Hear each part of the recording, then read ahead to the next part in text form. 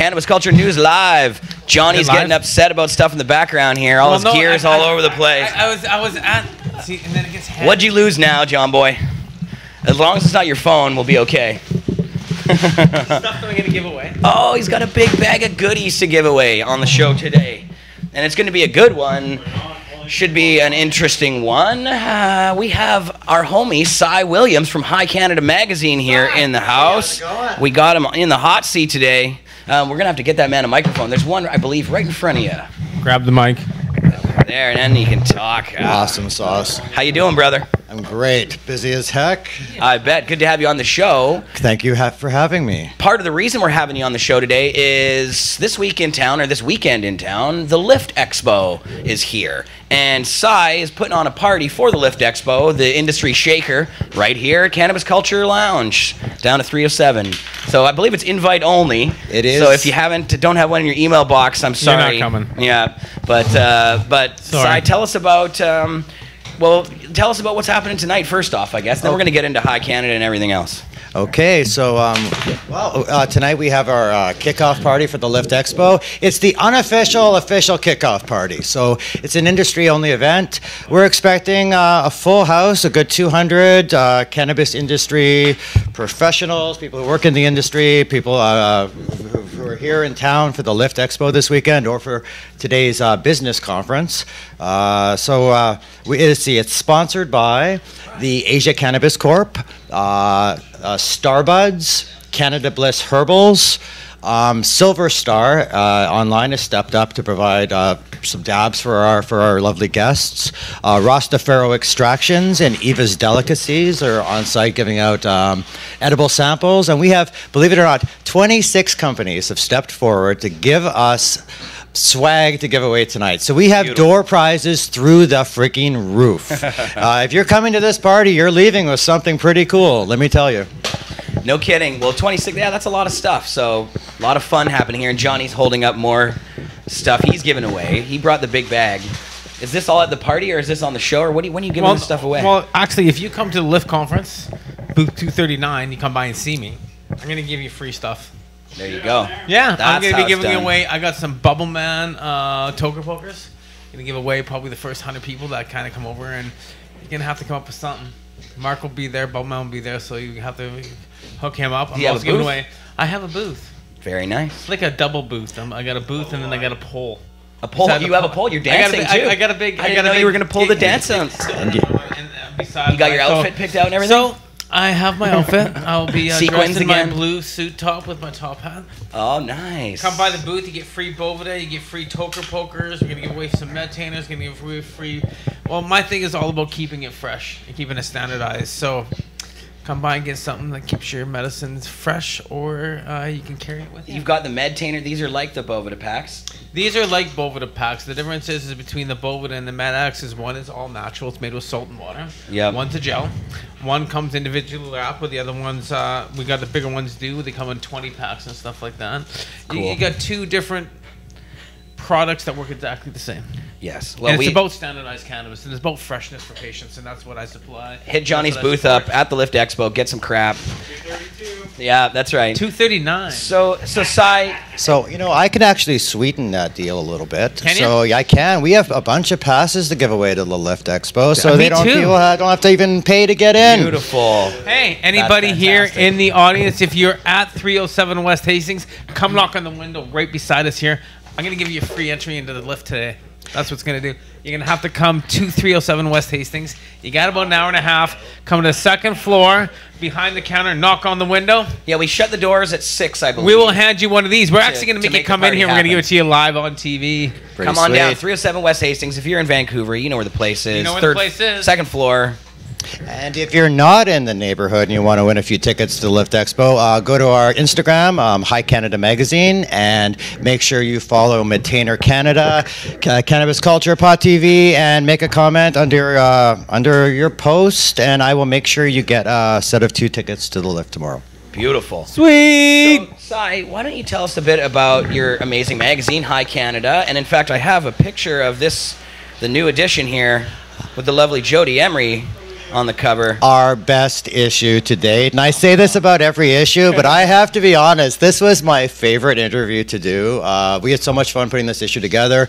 We wanted to have this issue ready for Lift, and it actually comes out in print as soon as we get back next week. So digital's live. Our digital downloads are hot and happening right now.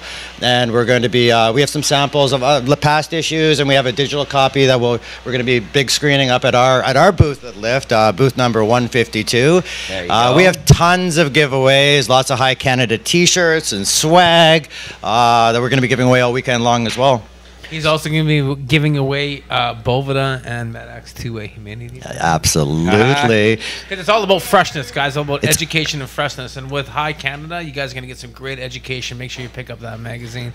And so, where do people get the mag? Where can a stoner come across this publication? Okay, well, we have. You can always subscribe to have it mailed to your home, office, or shop for a low cost of $4.20 an issue. Beautiful. Which is a great price.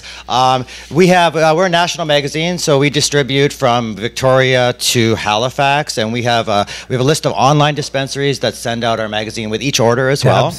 We have grow shops that carry our magazine. So we have a standard list of about 100 that we send out bundles to, and then we have a more kinetic list that changes on the random month to month that we send out bundles of 12 and 24. So we print 20,000 a month. Just over 10,000 go out to mail outs, individual subscriptions. Cool. And then I get one. Johnny's got a subscription.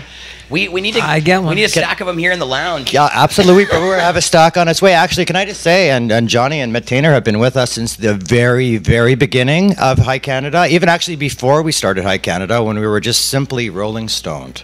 Yes, I remember that, and then we did so how long ago was that? How long have you been publishing? 4 years ago was the start of Rolling Stone. That only lasted about 9 months, and then we rebranded as High Canada. We're into our third year, issue number 27 with our January issue. I'm in every issue. You are in every issue. Absolutely. Sometimes twice. Sometimes 3 times. No, because it was all about, Must have run out of other stuff to print. I don't know. So we're about. Johnny is a man of many hats. So. Education is the key. Yes. Education is the key. And you can do it with print. You can do it with your voice. You can do it with sound. So many ways of doing it. Mm-hmm. But you know what? We do it talking to you guys right here. Yeah. Si, you were going to say something. Johnny jumped in there. I don't know if I... Oh, well, he mentioned education. And High Canada is really about education, information, and acting as a bridge in the community. It's a multifaceted community. We have glass blowers, extractors, manufacturers, dispensaries, LPs, scientists, lawyers, doctors, nurse practitioners, media, activists, advocates, and it's a very multifaceted industry. So our main goal is to act as a bridge within that industry, a link up for the different parts of the community. Things like after our kickoff party tonight are a really good example of us bringing the industry as a whole together, eliciting some really good conversation, getting people on the same page rather than splitting them apart. Exactly, and I like that you did it here at Cannabis Culture, because I was going to talk on the show today about the Lift Expo and what it means and what it is, and there's a lot of criticism in our community of the Lift Expo and of Lift in general, I think, from the old schoolers in some ways, because Lift is pretty new to the game, and they haven't always been necessarily friendly to some of the older people in the game, and in fact they don't really. I'm not sure they're so fond of cannabis culture, or at least the fellow David Brown at Lift. He doesn't like us much, or didn't like us much. But I heard he's going to work for the government. I heard that, actually. Yeah, I've been following that story on Twitter this week. So Twitter. David Brown, who, and I got to say, I don't like, I'm not a judgmental person. Who knows? But I'm not sure what it is with David. I don't think he likes us much. And we went to the Lift Expo last year, and we were covering it for Pod TV, and we were recording it live.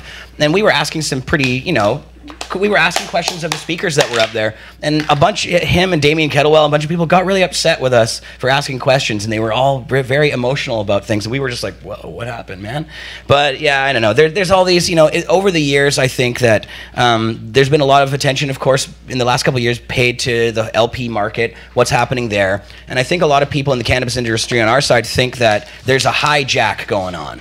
and there is some cultural differences maybe between the people who've been doing this for 30 years in terms of activism and business and the new people who are coming in, the stock market weed companies, who many of them, I'm not lumping them all together by any means, but a lot of them who have done things like lobby to have people like us here at Cannabis Culture arrested.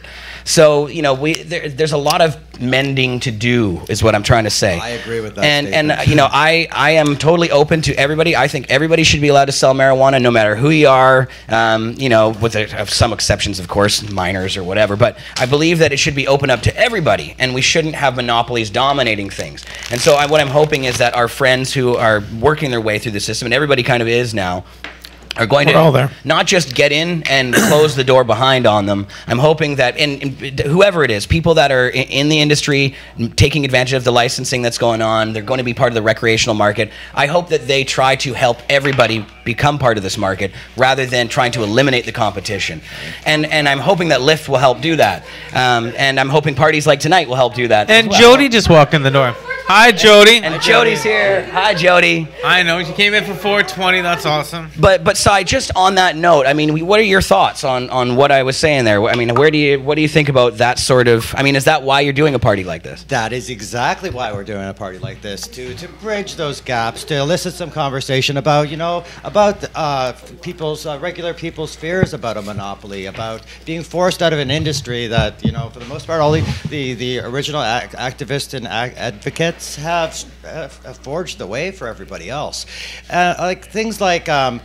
There's a lot of anger in the community right now. There's a long list of businessmen who used to be RCMP or involved in law enforcement, who used to be come down quite hard on our particular industry. Yeah, Fantino, for instance. Fantino, Bill Blair. There's a whole. Right. There's a long list that I there's that long list of they're all former liberals or former law enforcement officials, right. And there's a heck of a lot of them. There are. I was going. I believe it was Jody's last week or 2 weeks ago put up quite a number of them, and I made sure I screenshotted every one of them. Yeah. It's good to know.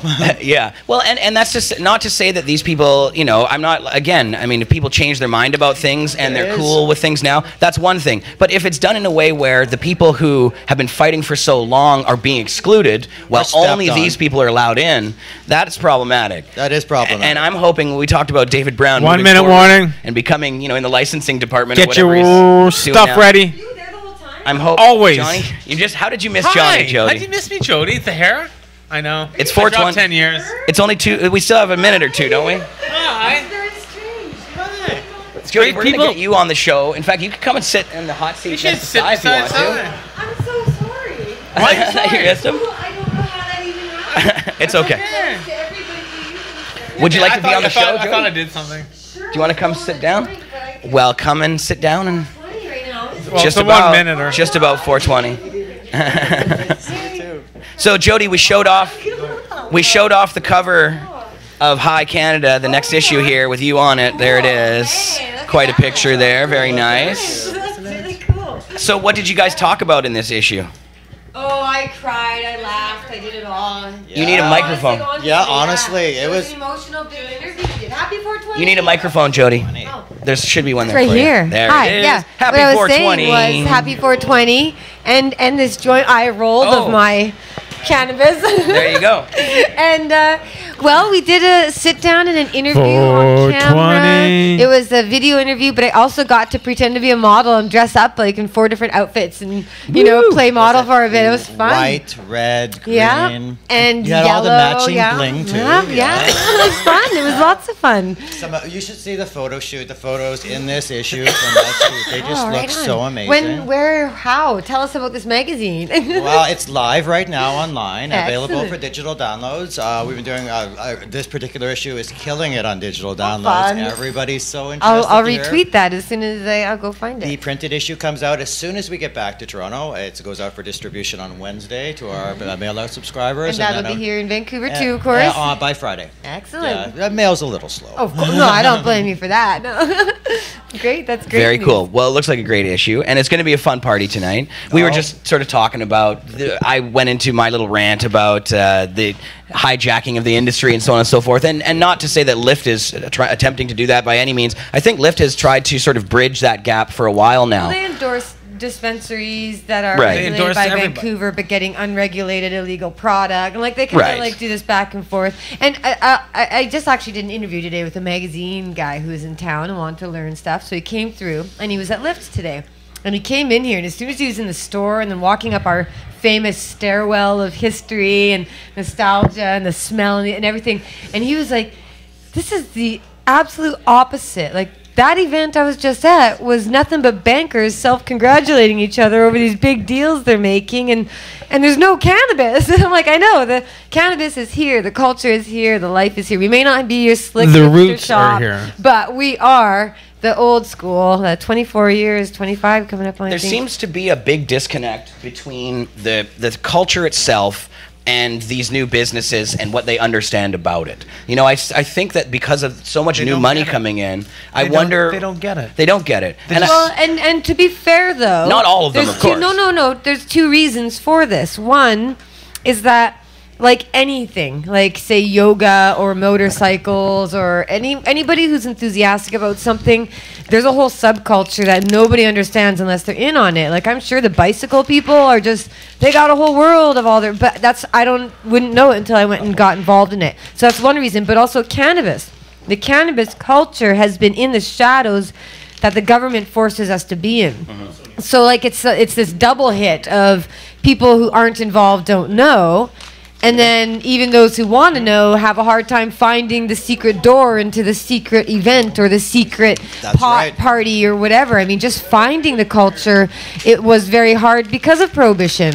So that's why events like Toker's Bowl back in the day and all sorts of old events and new events still, they bring people together who can't find this plant and this product and this knowledge because it's still in the shadows of Prohibition. So we just have to lift that Prohibition, and then people are welcome in and they learn. Like this gentleman, the magazine guy, he's been covering the pod industry. I was explaining Shatter, and he's like, "We don't have this out in Toronto." And I'm like, "Yeah, you do." Yes, you do. I know. I was like, Oh my and but goodness. they don't even they don't know. And part of me gets like frustrated with the ignorance, but also again they're new. And when I showed up in 2004. Right. Remember how much I marveled at the concept of a trichome, and I started feeling smart because I was talking about like water hash extraction, and I felt like you know, there's so much still to learn. There is. I've been working me for and cannabis Scratch the culture. surface every I've been, day. I've been working for Every cannabis day. culture for 10 years, and I still learn new things every single So day. it's like we have to be forgiving to those who know nothing yet, and we also have to be patient with everyone who's We have still to learning. educate the ones It's that right. need to be. And help them understand so Yes. that they don't, you know, they can help be part of our culture instead of, you know, trying to run over it with something that they've thought Well, of. or and I something. think what again there might be a misconnection or something there in that they don't realize that what they're doing. They're trying to take this bus and drive it, and they don't realize we're all under the wheels. Like they come into this from a business perspective. They've been told about this new emerging industry to invest in. They have no clue about the victims and the culture and the community and the places like this. They just don't. Again, not their fault, but it should be their responsibility to learn that. And that's why when we go to these events, and I go to like the Grow Up conference and stuff, we talk about how they need to be treading carefully in this marijuana industry because it wasn't something new invented by men in suits. It's something that people have been persecuted for and suffered for and built in you know, fear all the time, and we have to be acknowledged. And so that's why there's a bit of this upset Yeah. or this kind I feel a bit resentful. There's Sure. some negative feelings on the community Well, side. rightfully so, because imagine any other community, like say the hip hop community, or say even like, you know, native art or something, And it where happens. corporations come in and then the Bay tries to sell a Cowichan sweater, And then you tell know, them how to do it. and tell them how to do it. That's a form of cultural appropriation. So this is really cultural appropriation, but they don't even realize it. No, and Well, some, they're but some of learning. them do, and some of them do, and that's the scary part. Is that a few people do know that, and they are in positions with their businesses where they can afford to lobby and get more out of that. Like for example, I'll never get over the fact that while I was being strip searched, the stocks of lots of these companies were going up because we'd been arrested and we'd been busted, and that every time there's dispensary raids, the stocks would go up. So it's like there's and it was designed that way. They lobbied for that sort of thing. So it's very It's upsetting, but I'm trying, like, and I've been in a negative upset space for a while because, well, I've been through some stuff and I'm trying to be optimistic, and sometimes it's really hard, but I just have to remember that they don't know what they don't know, and we need to invite them in to find out what's going on here. And like that guy just showed around, he was blown away. He was like, literally, slow down as we were going through the lounge, because he's like, there's so much to see here. And we have to be welcoming. And so I have to work on that. I confess, if you see me on Twitter, you probably think I'm a very angry person. In fact, in Ottawa, I met a journalist, and he said to me, he's you're like, voicing your opinion. well, and we have reason to be upset. Again, we've got the reason to be upset. We can't let go of that indignation and those feelings, but we also have to be receptive and open. And so, yeah, it's going to be I got a message from one of my friends today that was quoting Cam Batley, talking about the industry moving forward and how everybody's poised. All the companies are now being poised to be part of the recreational industry, which is going to be take away at breakneck speeds. But this person was upset because he's there saying the stuff while you are in court and being, given a fine for $500,000 between you and Mark, essentially. Yeah, so like, while people are making deals like where $200,000 is nothing to them, they're making that here and there quickly. To us, it's everything. It's your whole life, essentially. But and yeah, so there is some upsetness there. I am, but we also have opportunities too, and we've always had hardship and struggle. There's always been somebody trying to, keep everybody down, and that's true. We just got to be happy warriors, like Mark says. And I think there's something to the idea of not blaming the people who are necessarily taking part in the industry, even if it is corrupt or has problems. It's not perfect. Well, the medical industry itself was like that, and medical growers were able to use that system to do what they were doing. And some people even criticized them back in the day because it wasn't fair that they had licenses and not everybody did. But I got to say about Cam Batley, out of all these big companies, Cam with Aurora sponsored 420 back in the day. Yes. And it was Terry and Aurora. All right, that's right. But sorry, Cam Batley's with them though, right? I think that's who he's with now. Yeah. Cam he's been all over the place. Cam said some pretty bad things. And that's the funniest thing is that so Cam was one of the worst calling for dispensary raids. Yeah. And then he and I met at a radio station interview debate, and then we actually found some really common ground over medical marijuana and other issues and stuff. And I got to remember, it's like that with everybody we know, our friends, our family, our coworkers. We all agree and disagree on different things, and we got to find the common ground. So Cam, he actually makes a point, and he likes to let me know he's making the point that he's advocating for the smaller guys. And in today's news, the same story, he said, I know that we're going to be fine because we're big, but I really feel we have a responsibility to let other people have a shot too. We cannot let them be excluded. Wow, that's fantastic. And he also he called me, like, just to see how I was doing. It was not just after the arrests and all the bad stuff went down, and he thought, he just thought he'd reach out and check in on me. And I know I have a lot of good wishes. That's good PR. Well, but but I also I'm not being cynical. It's true though. Yeah. It is probably good. He's putting himself in my good graces, but it also means something because that's actually real. He actually did call. Like, he didn't have for to. Sure. And I know that he's trying really hard, as many people are, to get our message out there. And against mixed emotions, because we don't need the credit. But it's been a long time. Seeing Terry Lake today, former BC health minister, he's got a pot company now, but he's in the news going on and on and on about how cannabis can help with the opioid crisis. And it's fantastic. It's like, holy crap. That's excellent. Our messages he's getting that out there. I'm so grateful he's getting it out there. And so that's wonderful news. Yeah. But as somebody else said on Twitter, yo, Jody, how do you feel about this former politician making a ton of cash promoting your message while you're arrested and sidelined? And I'm like, again, it's a strange balance. Lots of mixed emotions. But consistently, we go back to common ground. We can find common ground across the board. We're never going to be one group that think the same. It's going to be big business. There's going to be small business. There's going to be mom and pop entrepreneurs. Yeah, the government getting in the way, but that's how it's always been. And and change doesn't come easy. No. I hope it's going to be just like the other businesses that aren't so balanced in one direction. I hope it's not going to be like the liquor industry and more like sort of other industries that they've allowed. I got to keep reminding myself that even under total prohibition, even when there was nothing, the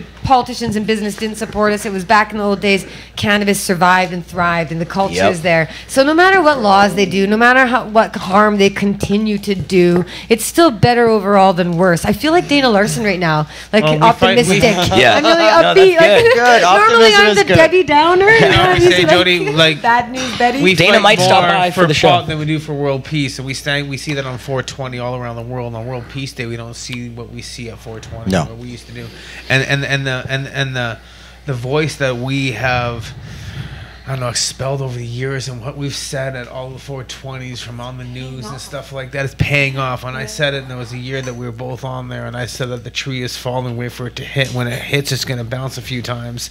And you came in about how it was going to change, and then, you know, we're seeing that now. We're seeing a lot of things that we all fought so hard for. Yeah. Access is going to be great, but you know what? I think over time we'll weedify. With every house being able to grow their own, and over time, those 4 plants are going to go to 40 plants. It's going to change. It's not going to be able to regulate it. So it's beginning steps. It's just like with prohibition, we couldn't make beer or anything at our house. Now people, I mean, who buys the guy's beer down the street, right? Like, and also, I think, I hate to be like the hippie or what, I don't know what, but I really truly believe cannabis is the tree of life. I believe it can save our planet, ourselves. It is saving this planet. And it is. And the wonderful thing about that, I keep trying to think. So my own history was that I was against marijuana, right? I was against drugs. I was an authoritarian. I loved police and men in uniform. I was a leadership student.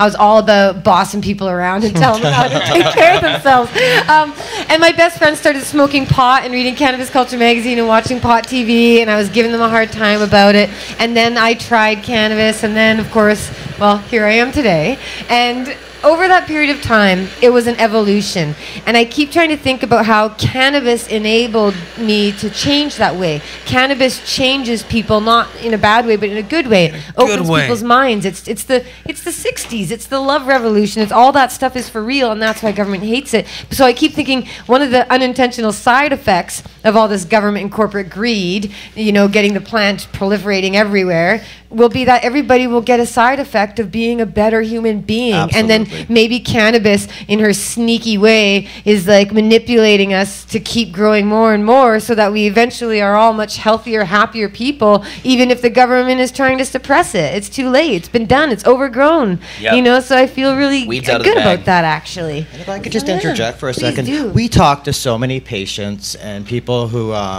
work in the cannabis industry, and the one thing I hear consistently is that cannabis changed my life.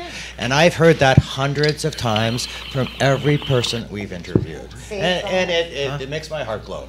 So I'm a little bit of a hippie as well. Well, no, but it's true, because nobody goes around kind of just casually saying, hey, yo, you saved my life. Like, you don't just say that out of nowhere. But people in dispensaries see it on the front lines, and people in the community who provide access, they see Working in a dispensary, even for a couple days, people will come in tears, literally almost falling down on their knees, saying how much they love the place. You know, it's completely changed their lives. And so that's why I get really upset about dispensary raids and stuff. And people are like, oh, you're just upset you don't have stores. I'm like, yeah, we haven't had stores for almost a year now. It's not about that. It's the fact that people still write me and tell me how much they miss that. And I have a friend on Twitter, and Annie, if you're watching, I don't know if she watches, but she, you know, bedridden and on opioid medication and trying desperately to get access to cannabis, and people who are forced to use opioids because they lost their dispensaries. I mean, we hear from these people. So sometimes when I get really upset and I'm complaining a lot about the way things are, it's, you know, it's because a lot of people are enjoying the success and the advancements and the progress, because that's all that they're surrounded by at these events and in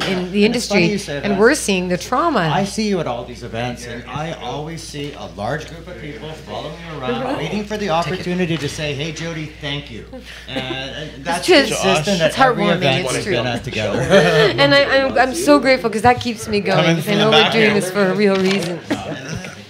So, sorry guys, I just wanted to interrupt real quick here, because Plant Builders in the house came down for a ticket to the Lift Expo. One of the free giveaway tickets here. Nice. In the house. Free stuff. You guys know this guy from the chat at the very least. That's awesome. Events. Yeah, there you go. Beautiful. There you go. That's the one. That's the one. That gets you in the front door. Here, I'm putting a camera on you over here. The bud cam. There he is. He's hungover. Doesn't want to. Oh. Cool, man. Thanks for coming down, brother. Hey, wait. Here's a token poker. Here's a Hayes Boutique Medtainer. It's a full hookup. It's a cannabis The full hookup. We give you Bovida and MedX too. man. Here you go. Keep your cannabis fresh all the time. Well, come clean you out on Sunday. Come clean us out. Thanks, guys. If See you yeah, at for sure. Lift. Well, Thanks, buddy. Good. Oh, we're gonna be doing some 420 meetings. That's how soon. easy it is. If you're in the building or you're in the area, come on down, 307 West Hastings. it's a Knock public on that studio. window. I'm Yep. gonna give you a You can- ticket, You can come all go through the window. And some crap from and his it's big still bag. Santa Claus. You know, I'm still loving It's like the Cannabis Culture Zoo. You can come look through So- the window so and you're that's like, what we got oh, going look at on them in over their here. There habitat. is. We the call it the fish activists bowl. in their The habitat. fish bowl. They can look through the window. I and might see have it. to show off my Take a little zoo. mushroom pendy. Let's since you're showing something off, let's show that off on the bud cam here. You made this now. Okay, so the other day, Helena, Lethal Glass, she's like, light the torch. So I lit the torch. She went to the bathroom, and by the time she came back, I had made this little sucker. And she was so impressed. Show it She's off to like, the camera. "How the hell did you like, I don't know if man?" it'll focus on you. Hold on, let me see if I can. Get the, I actually, this is my second attempt, guys. That actually, and I did this fully on my own. This was just like me playing and learning how to be on the torch. And you know how amazing it is to be on the torch. I see it now. Oh yeah, and there it looks good. Look at that. There you go. That's my mushroom. it's my mushroom. Nice work, pendy. John. There you go. Glassblower in training. But it's Junior. what the nicest part is really like with everything that you do in life. When I get behind that torch, Neil wants to take it. Neil. When you get behind Oh, that there he torch, is. It's a 420 Vancouver shirt. Hey. Neil wants to take it.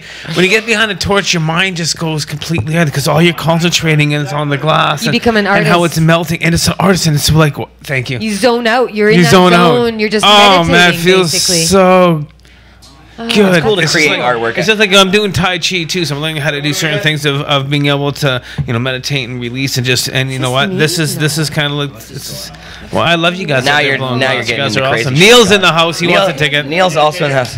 Oh, Neil He's like, wants give me a ticket. ticket. I want a ticket. I want some swag. Hi, Mr. Magnuson. Hey, this Hi, guy Neil. right here. This guy's old school right here. Neil, your name and is Medtainer. Neil Magnuson is There's doing Neil. incredible work helping give cannabis access for free and in many cases and to helping people access cannabis who are using opioids and other drugs that they wish to reduce their use of. And The so Cannabis Substitution it's Project. the Cannabis Substitution Project, and he's doing fantastic work there. I just want to say you've been talking about it for a long time, and we were just mentioning how Terry Lake is now promoting the concept, but there's a news story today with Sarah Blythe in it. She's going to be on a panel on Sunday at Lift talking about this as well. So thank you for your relentless advocacy and speaking out, and as always, the anthem at our rallies, which Yes. fills my heart Oh, with pride. cannabis. He's got a lovely every singing time. voice. The numbers. And thank you for singing me happy birthday on the voice message I got. That too. We were waiting for you here on your birthday. You never showed up. I was going to wish you happy birthday. Didn't know the day We were before or texting, after. Nah, I was out in the forest. I was doing I know, my we saw favorite that. thing. You do the favorite. Neil's Yeah. actually going to come on the show in a little bit. Well, I Neil's can coming on the vacate show. this seat Yeah. if you Where are you like. going? I was in the middle of rolling a joint, so although I also definitely have to give leave you yeah, here. Jody, but Okay, I we'll yeah. get him So on. long. Do we have soon. more You mean stories like, to oh, you were tell? Well, I away still. and- I What's have that? to be on the radio at 5:35. By What's the the way. radio? CKNW is having me on air because today two things happened in one. Ralph Goodale, Public Safety Minister, for the safety of all Canadians, is making sure that they keep arresting people for pot until it's legal, but they might consider pardons. We got Now, Terry. pardons should be called free pardons, I hope, not expensive pardons that people can't afford, or amnesty, or expunging of Expunging. records. Also, I think that they should do reparations, but that's just a whole other topic. But basically, the government today, federally, has signaled that they may be open to dealing with people's records. But at the same time, again, they say we're going to keep arresting people in the meantime, which begs the question, why? Well, I mean, are they arresting Why? people for having a joint or possession? 88-year-old man, 60-year-old man, London, Ontario, 16.2 grams of cannabis. No Personal way. use, What? Arrested, How old? charged, 88 years old and What the 60 fuck? years old. What's wrong I with tweeted this people today. arresting? Twitter.com/Jody Unbelievable. Emery. I- You guys, this is but- happening but- a lot more. sorry, But let's take a look at What's this. that? What? Sorry, what police department was that? London, Ontario. That was London police. They're also not very cool. Wow. No. I That's think anybody nasty. who's got a license should That's go to just London, cruel and Ontario, and unusual. light a joint for that old guy The who got thing is, busted. here's the thing, guys, is that it's because the government keeps saying enforce the law, enforce the law. And before, when the police were like, man, we don't really need to enforce the law, it's going to be legal. No, now the federal government, the top dog, Trudeau, Ralph Goodale, Jody Wilson-Raybould, Justice Minister, they've all said enforce the law. And so the police are emboldened, and the cops that wanted to do it before but didn't because legalization was coming, you better believe they're going to go and get as many people as they can. It's an actual mission for them. So I want to feel optimistic, but again, I really believe there is a crackdown coming because the government has to define what's legal and what's not. Yes. Because there's no other way to define it except to use criminal force to draw that line. There's no other way. They have to show what's allowed and what's not through the use of arrest and force. So I'm afraid that with all the tough new laws and the budgets and the Cannabis Act introducing tougher penalties, it's a good thing I took a deal, because also in recent news, get this, the Supreme Court of Canada heard a case from a Canadian who was recently busted for an amount of cannabis. I think it was like 20 pounds or something. I don't know. I think I might be guilty of that. I don't even know. But apparently 20 pounds is a lot.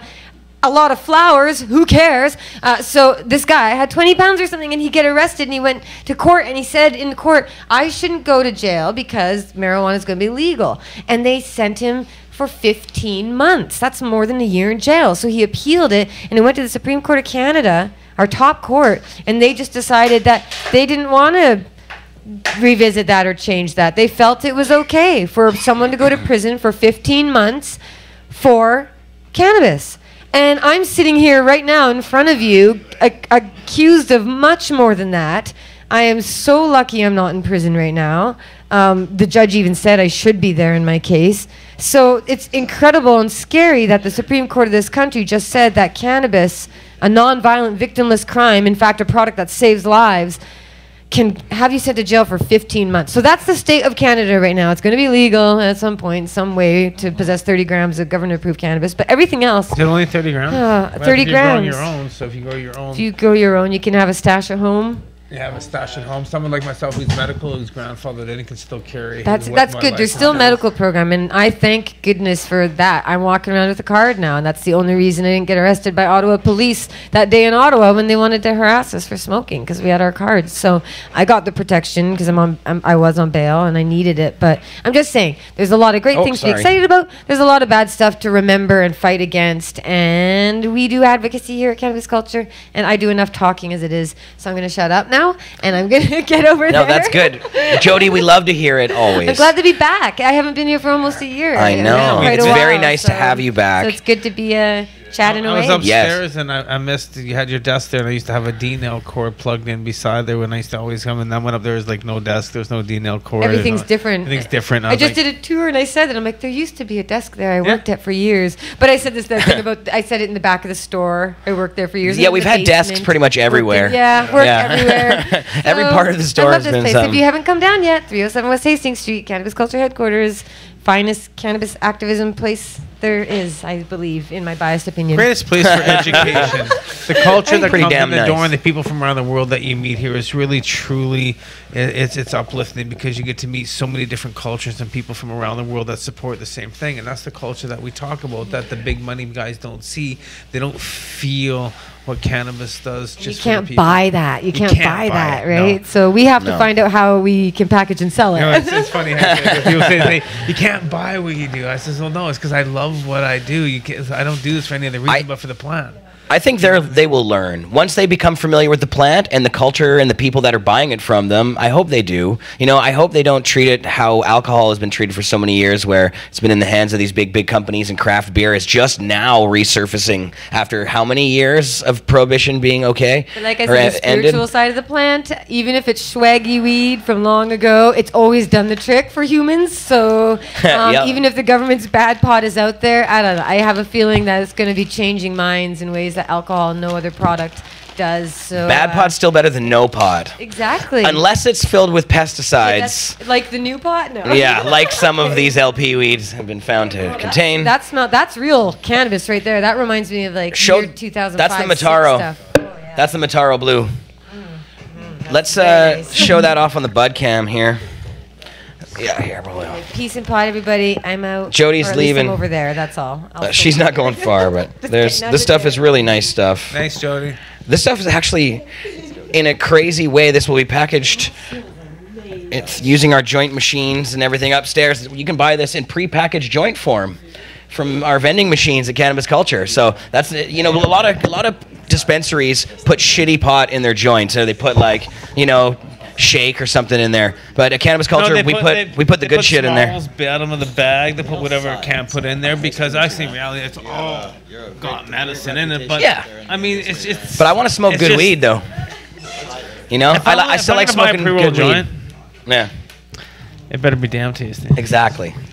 So, Sai, I don't know how much time you have to spend with this. I know you probably have to get rolling and do some stuff pretty quick here. I have a party. I have one of our best writers I brought along, and one of our advertisers, Rastafaro. If you're interested in having them on in my place, I'm going to slip out. Sure. And anybody, I'd be happy to have anybody on at any time. I'd love to. That would be awesome.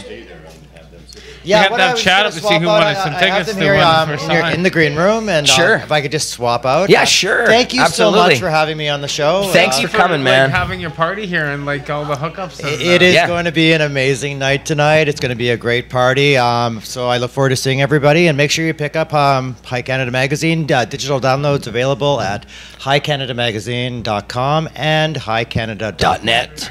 Thank you, and I'm going to introduce Phil. Awesome. Beautiful. Cy Williams from High Canada Magazine. It's going to be a shaker here tonight. Should be interesting to see. Neil Magnuson has also just joined the hot seat here. Hi, Neil. TV. Nice shirt. Yeah. I like that one. See, on the cam, it's funny how in person it's neon yellow. It's like as neon. It's like a highlighter. It essentially looks identical to a highlighter. But on the cam, you just don't get neon colors on a camera. It's kind of pale yellow for me. It does. And Carly Marley's in the house. Hi, Carly Marley. Hello. What's going on? We don't have a camera on you, but here, wait. I can put one on you. There's Carly Marley. What are you doing? I'm getting all the ribbon and stuff all set up. Beautiful. Nice. So, Neil, you were trying to get your money back from this from the VPD or something? Yeah, that didn't happen. Oh, it didn't? What? You went there and they didn't have any money for you? I'll tell you, the level of customer service at the property division of the VPD is sadly lacking. Why am I not surprised? You know, I walked in there was a guy there, you know, down on his haunches. He had shoved his paper under the window there. There's a couple of VPD in the background on the phone at their desks, but there's just nobody paying attention to the people coming in trying to get their stuff back. Yeah. And then finally they did. The poor guy that was there beside me, he'd just gone to McDonald's, had a guitar with him, an old ruggedy guitar, and they got his order mixed up and he didn't get it, so he went back and complained about that, and then they didn't like how he complained about it. He said he didn't threaten nobody, he was calm, but they called the cops on him, and the cops took him down like he had a gun a couple blocks away and seized his guitar and charged him with possession of a weapon and uttering threats. And it was just his guitar. And it was just his guitar, and he didn't utter no threats. So they finally, you know, let him go, but he had to go there to get his guitar back, and you know, just a poor guy. Wow. You know, it's bad enough you don't get your order at McDonald's, but then to be tackled by the police because they think you got a weapon afterwards that's a little extreme, I would say. All he had was his guitar. Well, that guitar can pretty much cause but anyway, a lot of for me, yeah, you can swing one of those guitars pretty hard, I guess. Well, you could, but I mean, you know, he didn't, right? Yeah. And for me, I mean, finally they come and say, you know, who are you and what's this? I said, well, I'm supposed to be able to get my money back. The prosecutor's office has called and confirmed that. They tell me, and what's your name? And there's my ID. And they go and check. He says, no, we have no record of that. And I'm like, well, but they told me that you did. And said, well, no, we don't. So I called the Federal Crown right there. And they said, yes, it was sent by an assistant January 5th. I said, can you tell this officer that? And he won't even take the phone. He says, no, we're not going to do nothing by phone. That's for sure. Oh, jeez. And Neil, this is all for your tackling yourself. Yeah, at the money they took off of me on July 1st, Canada 2015. Day. Yeah. So the fiasco continues. And I mean, I went way out of my way to get that. It's a Friday. You know, I wanted to get it before, you know, it's too late or it's another weekend or whatever. Yes. So I wasn't here to start your show for you at 4, and I didn't even make it for 4:20. And it was all just a complete waste of time. Well, there's a lot of those in life, and that's okay. And we also have my man Muhammad here. How you doing, man? Pleasure. How are you? Not bad. And so I don't know you very well, but maybe tell us about who you are and what you do with these guys. Well, Is that thing on? I think it is. Yeah. Mohammed, I work with High Canada team. I run my own company. I have Rastafari Extractions. Cool. It's actually such an honor to be here today, really, because it's history in the making, where I get to meet Jody and be in cannabis culture. Been a follower. I come actually from Egypt, so it's a very far. Wow, that's awesome. Very far and wide. I'm a culinary chef, and again, I bring to this industry. I'm a believer in this industry. I've been around it. Amazing since treats, 1986. by the way. How's the weed in Bubble Egypt, hash, by the way? ice hash, the pollinator, the Mila school. Firm believer in that movement. Have been forever. And How's that Egyptian weed? Egypt has a lot of sick weed. Does it? Yeah. But apparently, because of the lack of genetics and science, what we have here. And there, they do not segregate males and females, so you get a lot of the. It's not narrowed down. A lot of seedy weed. Right. Which is still good, mind you, and is very good for hashish culture, manufacturing and whatnot. But I'm very honored to be here today, gentlemen. And cool to have you here. So hash is big there, right? Yeah. And very cool to have you here. We're based out of Toronto. We do an apothecary line, a head shop line, and edibles line. Look forward. They're good. Rastafari is here and is here too. These edibles look delicious. Well, they're tasty. I want to show them off. These are like. Yes, sir. Oh, I see. Yes, sir. Here. We infuse nuts, caramel, sauces, savory, sweet. Jared, take a bite. It's so Enjoy, good. my dear. Enjoy. I thought you were Love just it. offering me some nice Enjoy. chocolate. Oh no, I didn't no, realize they no. were This is Love like it. everything. Like everything it's is tasty, everything is ganjable, Be falling asleep if I do. In the near No. future, I need to everything will be be infused coherent for the always show. everywhere unless After you the ask show, for I'll it eat not to some. be. I already have. I've had a little bit of everything there. This is CBD infused as well, so. Which- yeah, so- CBD, cool. Yes. Yeah. This one's really tasty. They look delicious. Very cool. So you have an extract company. So you make this kind of stuff, but how do you also make extracts like shatter, those kinds of things? No. Just Just for ice hash, bubble hash, and primarily to bubble use in hash. my work. Yes. Cool. Yes. Very cool. And now where are you based out I of? think we're at the time now where we're bringing back the hash culture and reintroducing the hash culture. Yeah. Well, we We've have been working Mr. on the Cookie in the hash house culture for a long here. time. Mr. Cookie is one of our hash men, and Johnny Boy right here is known as a hash master. Yeah. But yeah, we definitely we love the hash. Anyone from the pollinator school has got to give it to hash. It wasn't that long ago that in the competitions, the extracts were about 50-50 hash to the other shatters and things. Well, there wasn't much. Yeah, in like going back a few years, there was no shatter at all. That's right. It was all And I remember getting nuggets of hash. And I like that hash is making a comeback because I like hash. Bubble Hash is great. The fine hashes. Definitely. Man. Quality begets Yeah. quality. If you get the good stuff, it's amazing. Yeah. Yeah, well, and one time we published an article in Cannabis Culture. A friend brought in military containers, like ammunition containers from Afghanistan, and they opened them up, and they were full of these massive bricks of hash, Black? They were black hash, in like red cellophane with gold seals on them, and they were just absolutely gorgeous. But it was all smuggled over through the Canadian military from Afghanistan. But yeah, Of course it was. That's where you had to get that shit from back in the day. Now everybody's Some of the doing. most potent hash I ever smoked was that black Afghanistani hash. It was Here's some of my hash. amazing. You need a microphone. So that's some fine, handmade. Yeah, speaking of hash, First Johnny, what do bounce. you got? Well, that we're would not be some of smoking the that? finest hash. So, of course, I Lift Expo this weekend. I'm not going to come down here if I don't have the finest little dry sifted fresh eddies. So, this is basically something that I sifted last Sunday. Of course, Sifty Sundays. I did the static dry sifting, so that would be the DVD carding over screens. I do a first clean using a trim bin. That's where it goes. The trim gets into.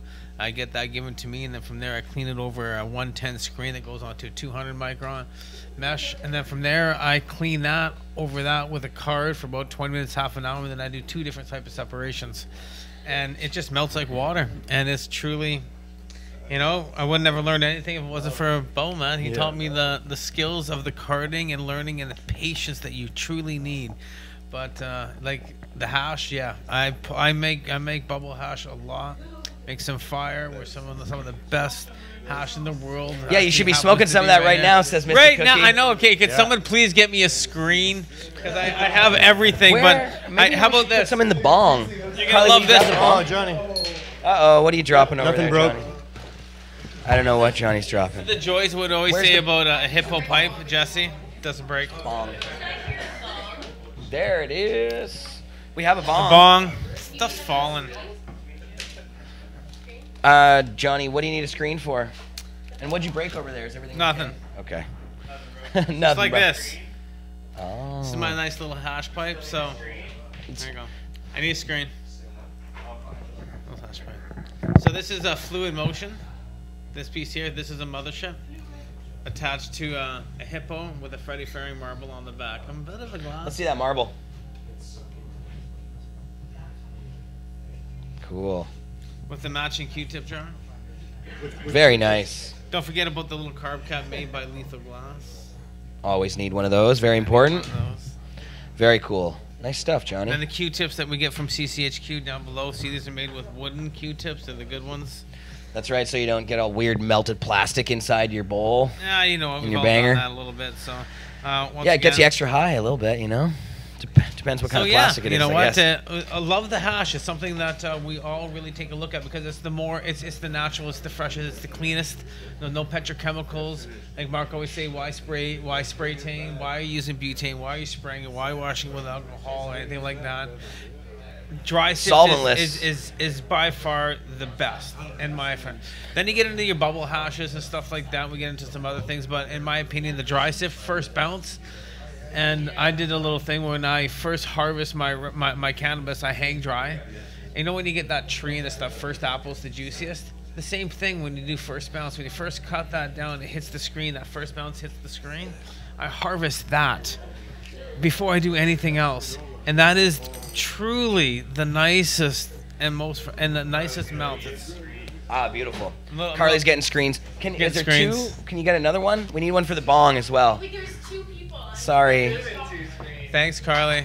Here, do you need scissors? Scissors? I don't know what size you need. Look at I mean, this. broad tweezers. Wait, Cookie, you should stay on the microphone. I'm lighting a king-size joint here from our Cannabis Culture vending machines. They're telling us to light them in the chat. Hi, Cookie Man. Here's a joint right here. There's another one. What was I gonna say? We're burning the screen just to burn any residuals that might be on it, Right. and that's always a good thing to do. Yep. Do a little clean your screen with Oh, flame. Yep, absolutely. Clean the screen with the flame. So, Mohammed, tell us about. Are you excited for the Lift Expo here? Have you been to one of these before? Wrong camera. Microphone. Yeah. And I'll be up in the High Canada booth. We'll be featuring some of our products in there as well. Hope to see you guys there. Definitely. Yeah, it should be fun. Yeah, water. You know, I actually really did like the Lift Gatorade, Expo in that'd be Toronto when I went there. Yes. The Expo in Toronto was really done well. I think the year that I was there was a few years ago now. I think it was their first one. What's it? It was last year. Was it last year? I don't even remember now, but years seem like decades to me these days. Last year, it was but fantastic. Last year, I had a great time. It was cool, but when the Lift Expo came to Vancouver, I have to say I was underwhelmed last year with it. It really was paled in comparison to what they pulled off in Toronto. So I think there were a lot of sort of disgruntled people here in Vancouver about it last year. I'm hoping they pull something a little bit better off this time. I think part of it last year, there was a bunch of people who were a little pissy because they had a smoking area where people could go and smoke joints or get, medicate. But it was in the parking lot, in an underground parking lot, undercover, where a bunch of cars were driving by in the pitch black dark with no lights out there. So I'm assuming they could easily fix that situation. So that'll probably make the medical users a lot happier. But anyways, have you been over to it yet and checked it out? No, not yet. Not yet. I have been. Going in a little. Neil, are you going? Well, I'm going to be outside with a pop-up tent and the rest of the 420 Farmers Market showing the Lift people what craft sales and freedom looks like. Beautiful. You guys are going to be outside. We're going to be outside selling weed. You know what? Last year, Freddie Pritchard, I believe, was out there, and a few others. And actually, Freddie, I was going to have Freddie on the show today, but I wasn't actually sure what was happening, so I didn't want to get him down here and then have nothing happening. So I probably should have just told him to come on it anyways. But next week, we're going to have Freddie Pritchard on the show. Freddie, Pod TV's Freddie Pritchard, who hasn't had a show for a little while now. He's on a bit of a hiatus. But I'd like to hiatus. I want to get his opinion on what's going on in the past couple months. So we're going to have him on the show next week and should be fun. But he might be there at Lift outside. Yeah, I haven't heard from Freddie at all. There's a group of vendors that pop up every day at the Robson Square Market. We call it the Market. Yep. And sell cannabis, and there's going to be a portion of them go down. We want to maintain the presence there because that's a main access point in the city for people to get edibles that are trying to get off opioids. So we're going to make sure we have a presence still at Robson Square, but there's going to be a fair number of vendors that are going to the Lift conference and going to set up by the Jack Pool Plaza by the Flames there. So the torches should be fun. Yeah. Yep. I think it's fitting. Well, and I've heard that there's going to be some experts giving speeches and on panels and doing those sorts of things on the inside. I've heard that sort of thing too. Yeah, so it's good to hear the opinions from all of the people involved in this industry, who no matter what. I'm going to be there. Well, they didn't ask me. Educating and talking and speaking and doing what John does. Johnny's got a booth. 239. 239. Ryan's going to be there too. Miss Cookie's going to come over and hang out. Jared's going to come over and hang out. I am. Neil's going to come over and hang out. Yeah. I'm not. So this year, for those people watching, last year I believe we had Cart Beast there. Craig and I from Expert Joints shot the whole thing live all day long. Fantastic. Yeah, it was cool, but I can't dedicate that kind of resources to it this year, so we'll probably do a live shoot while we're there. Come by my booth. Carly and I, pardon me, I've been talking about it. That smoke went down the wrong hole. Yeah, so we're going to shoot some live video, but it's not going to be as comprehensive as from morning till night like last year because I got too much crap to do, and so does everybody else right now. So, but I mean, the Lift I think is pretty good about this stuff anyways, and they will likely be uploading video of their own stuff. We will be shooting some other stuff like getting shots, maybe shoot some of the panels for you guys, but we'll figure that out tomorrow. Right, Carly Pants? Sounds good. Yep. Okay, so I cut a screen for this thing. Nah, Johnny. You can't find it? Why don't you use a light? Should I make this trip? Are you bringing another one? You want your 2 screens? Why don't you put a light on, and then you can see. Okay, so this is what happens when we're live on Pod TV. We're looking for a screen to smoke-ish. I don't see it, John. I don't see it neither. It's okay. You have to laugh. I don't know what's going on. There is another one here, so don't worry about it, Carly. So, Neil, you mentioned the Vancouver Art Gallery and what they have going on there. Right. Now, I was actually going to have, I think J-Mac is now working there. Yeah, he's there most days. J-Mac's working there. So I was going to have, we were actually going to shoot some video down there, a live thing today. J-Mac was going to tune in live and Skype in, but he can't actually, we're not able to put that together today. So probably next week as well. First day in a week that I haven't been there all day myself. But, I think next week maybe we should shoot, either all of us go down there and shoot from there, or I got a booth set up and I'm working the booth. Miles has a screen in the background now. Yeah. And Miles has a donut shirt on, and actually I also have a donut shirt on. Oh. I'm wearing a Duffin's donut. I love Duffin's Donuts. It's the best donut place in the universe, in my opinion. I don't know why it's so weird. Are they cake or are they donut? No, they're don't. It's like super. It's real donuts cooked on the spot, not any of this Tim Hortons frozen shit. That is the reason they are a public health and safety risk. They're open 24 hours a day too, and they make a fine tuna sandwich. They allow people to get their drugs whenever they want them. That's right. I get my donut injection at 3 a.m. if I need one. We have Thank you. I got a sign at the at Robson Square there, and it says that alcohol, tobacco, fast food, and white sugar are public health and safety risks. Cannabis is not. Very much so. So I did want to have Carly Marley on the show because we wanted to talk about some stuff. But I appreciate you guys coming on. And Mohammed, thanks for joining in with us. And where do people find some of the stuff that you have going on? Gotta be Toronto, yeah. Yeah, and well, he said Toronto, by the way. BBC, so to BC, and I'll be out here soon. Very cool. And the edibles and stuff that you got to be in Toronto to get that stuff, or for now. For now, yeah, cool. Okay. Well, and if you are in Toronto, where do they find you? Do you have a website or anything? Yes, rastafari.com. .com. Beautiful. Okay, very cool, man. And when I make a notes for this show, I'll put the link in the page for you. Send people there for sure. Yeah, thanks for coming on, man. I really appreciate it. Absolutely. Yes, we will. We'll put the link for all Johnny's stuff in there. No, not a link, not my stuff. We should. We should actually. You know, people might want to know where to get the Toker Poker these days. Toker Poker, you just go to Meditator Canada. And Mr. Magnuson, I appreciate you coming on too. Did you talk about all of the stuff that you wanted to talk about? I forget if we were done with you. You were. You didn't talk about Cannabis Substitution Project. We're almost a year now with the Cannabis Substitution Project at Vandu, that version of it. It's been going amazingly. Hey guys, try to keep it down over there, Peanut Gallery. So, we're almost a year. We give out about 800 edibles every Saturday there to about 160 people in care packs. There's 5 or 6 edibles and a couple of joints in every care pack and whatever else we can get for that particular week. Hey, Peanut Gallery, keep it down. Filming a show here. And now the 420 Farmers Market that started about 2 years ago at the Art Gallery was running once a month on Saturdays for most of that time, and then it went to every Saturday, and now they're having it every day. It happened just before Christmas time, and there was quite a pushback by the city and the police at that point when they were trying to set up there every day. And so at one point the city said they had a new tactic and everybody was going to be arrested on the following Monday if they showed up there. So I got a text about that. I went down there. A few other people went down there. We had flags and we waited for the cops to show up, and they never did. But the media showed up. And what we decided to do on that day was to extend the coverage of the Cannabis Substitution Project to those vendors, because they had already been giving away cannabis to people that couldn't afford it as they came up to their tables.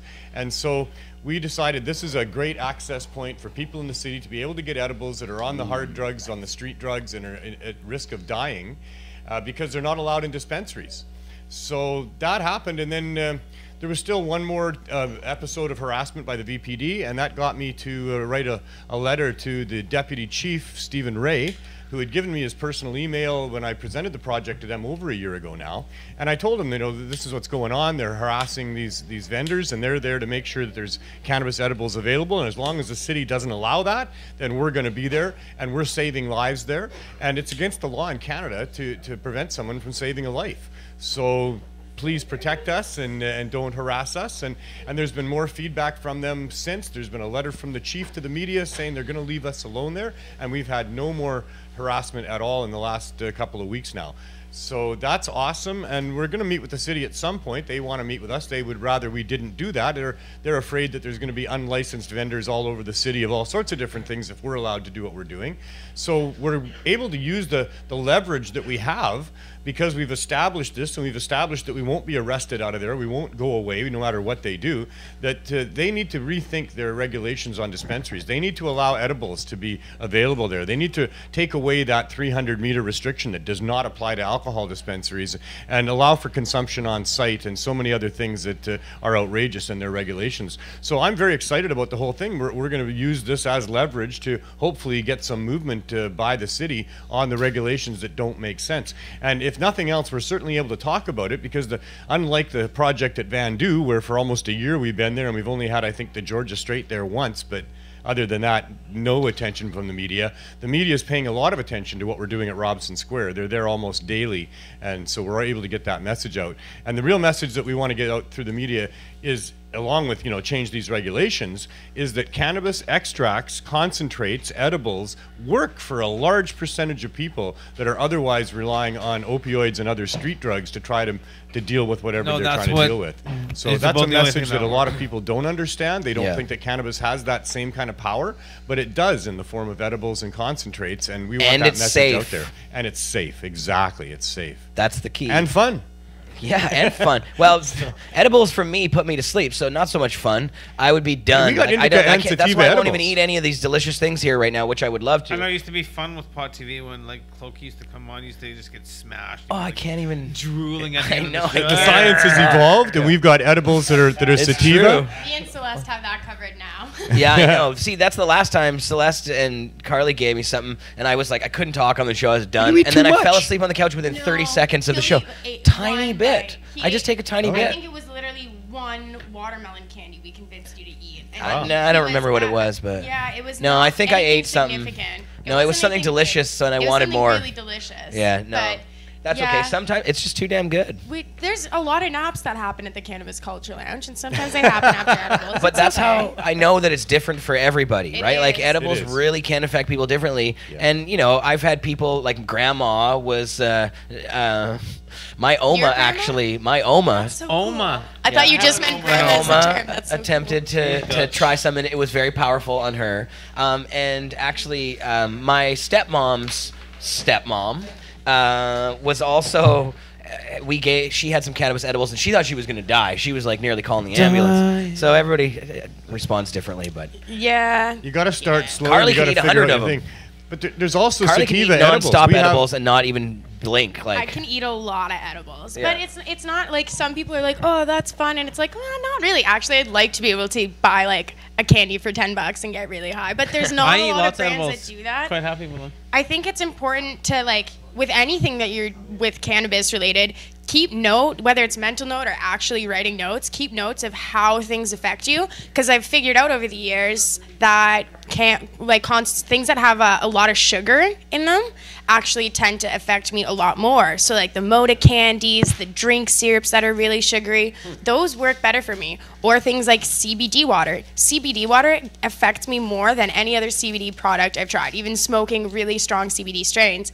And I know that's because I don't drink enough water, so my body absorbs it right away. Same thing with the sugar. I have a sweet tooth, but I only have like a little bit of that sugar, so my body absorbs it right away. I eat a lot of rich foods, so if I eat a brownie, I can eat a full tray of brownies, and my body just doesn't absorb it the same way. So it's important to take note of what works for you and what doesn't, because everybody really is different. And if you are having a hard time finding edibles that work for you, try something maybe that's in a drink form, or try something that's really, really high in sugar. Try eliminating certain ingredients from the products that you're trying, and try focusing on new ones and seeing how those affect you. there you go, good advice. Yeah, I didn't think I would ever be able to get high off an edible. I made a couple batches of brownies that got me stoned in high school, and then I came into the community and I'm like, why am I not getting high off these crazy edibles? So I was really excited when I figured out like things like the cotton candies. Those do me good. Those are good. That's the stuff that works Yeah. right there. Yeah. And totally would 10 out of 10 recommend Moda products. I love all their products. I'm not just saying this because Celeste brings down delicious samples all the time to their show. Really? You get free samples? So good. They're so tasty. They're some of the yummiest edibles ever. Well, we should come and have her come down and show us some Moda products sometime, Oh, because you they know have what? I some love her product. good She stuff. is so donated to like Legends Valley and other events. She's Mm-hmm. had stuff flown over to us to help out with other people. Yeah, I have her products. I eat her CBD sphere, whatever, the white ones. Oh, yeah, probably the almost every spheres. day. Whew. They're probably more like a pineapple flavor. Very Mm-hmm. good, excellent job. Plus, she's also got those chocolate bars that are high in CBD. Yeah, but Those clear spheres is the one you're referring to, the pineapple CBD one. Those ones are a little bit more manageable, but the keep doing that. THC ones are so The raspberry crazy ones. strong. They're Yeah, crazy. They're good. they're come in little, like you can portion off pieces of this gummy. But when they first came out with them, we had about 3 staff members that are like, I can eat a lot of edibles, and just pop the whole thing in their mouth. it doesn't work that well. No, we were short-staffed for some of the shifts. There's a few people who are like, I have to go home. I'm sorry. Oh, yeah. It's Well, one of the risks of the job. At the Prairie Cup, remember at the Sask Prairie Cup? Yeah. One of the bands they had on stage. Yeah, was playing Brian's the guitar. laughing his Yeah, head off and this over guy, he thought he was a hero. He did a hero dose of. He was eating like those balls, Rice Krispie balls. yeah. And he ate 2 big ones, or 3 or 4, who knows how many he ate. But he was gone. And he was on stage trying to play his guitar, and he couldn't. And he fell down on one knee at one point, like, trying to play, and he was like all grogged out. It was all, we filmed the whole thing. It was quite embarrassing for him, but hilarious for the rest of us. And it was, It was supposed to be a band turned into a comedy routine. yeah. Yeah, we did. And I think even the band even broke Brian, you want this hash you? The band broke up because of Hash it up. Pass this over to says Brian. edibles aren't dangerous. Brian's a house master. Fine. So funny. Well, Carly, I wanted to talk to you about. I'm showing passion the hash pipe. I'm okay, like, you want to see arm? Passion. Well, yeah. All right, there's arm. Brian. Nice tatties. This is me, the dragon that I fought. Here. You need that Toker Poker equipped lighter. But Yeah, it Carly, just kind of works. Oh, here, Brian. before we had an arm face Here, interruption. this is the hash lighter. What's going on with your show? My show. Well, right now we're taking a little break. We are Also on hiatus. On hiatus. I was just about to say that. We are working on kind of revamping the show. We've had a lot of really fun ideas for a long time. Ideas for. I hate those torches. I do. They should always be lied down. Johnny's dropping things everywhere I today. had problems today. Jesus, this guy. It's Yeah, okay. I wasn't trying to do anything. Okay. All right. It's more towards Neil though. Like, I forgive you. Sorry, Neil. So go ahead, Carly Pants. Yeah, we've had a lot of really fun ideas for episodes and segments, and I had a really fun theme song that I was using for a while, but I stopped using it when we brought BC Bud Gal on because she wasn't in it. So we're gonna work on putting together a new theme song and everything. We already have a bunch of episodes planned. Me and Bossless and BC Bud Gal have been working on it. We've got And more by the way, meetings Boss planned. Lissa's back. Not to cut you off again. Yes, no, but Boss please, let's Lissa talk is about back, this. and she's a little less crippled. Yeah, she's like, what? She's like, what? I was what? just saying, What Boss up? Still Lissa's just back. as stoned though. Yeah, still just a stone. Yeah, but she if any emergencies happen, she gets to them very slowly now. That's Crippled by edibles? But there's no emergency at the moment or anything. But yes, So- just wanted to tell people that you were back on the boards. Always the sound effects. Very important. We missed you, I'll tell you. We did Putting miss a little you. bit of weight We didn't know what on we were the foot doing. too, which is exciting, which is good. She's healing. she's healing. She's getting there. So Yeah, that's good. That's right. Without her crutch, she's walking around without a crutch. I had did a other Solo crutch crutches. for stairs. That's not bad. Interesting little factoid. Bossless is using John, the are we crutches smoking hash from when yet, or- I was not walking. Neil's like, are you so, smoking hash? You know. I You're heard welcome. rumors of hash smoking. I just think it's funny. I ended up getting to share my wheelchair with BC Bud Gal and my crutches with you. So all the equipment ended up getting put to good. Yeah, exactly. That was yeah. I think I paid for that equipment and it was a little expensive by accident. We rented a wheelchair and we never brought it back, It's and in so the it got lounge bought somewhere. I Yeah. told Alyssa that she should use it. It was only $1,000. I bought a few over the years. Oh Lord, yeah. We should have taken it back. I wonder if they'd take it back now. You think? No. It's been like a year and a half.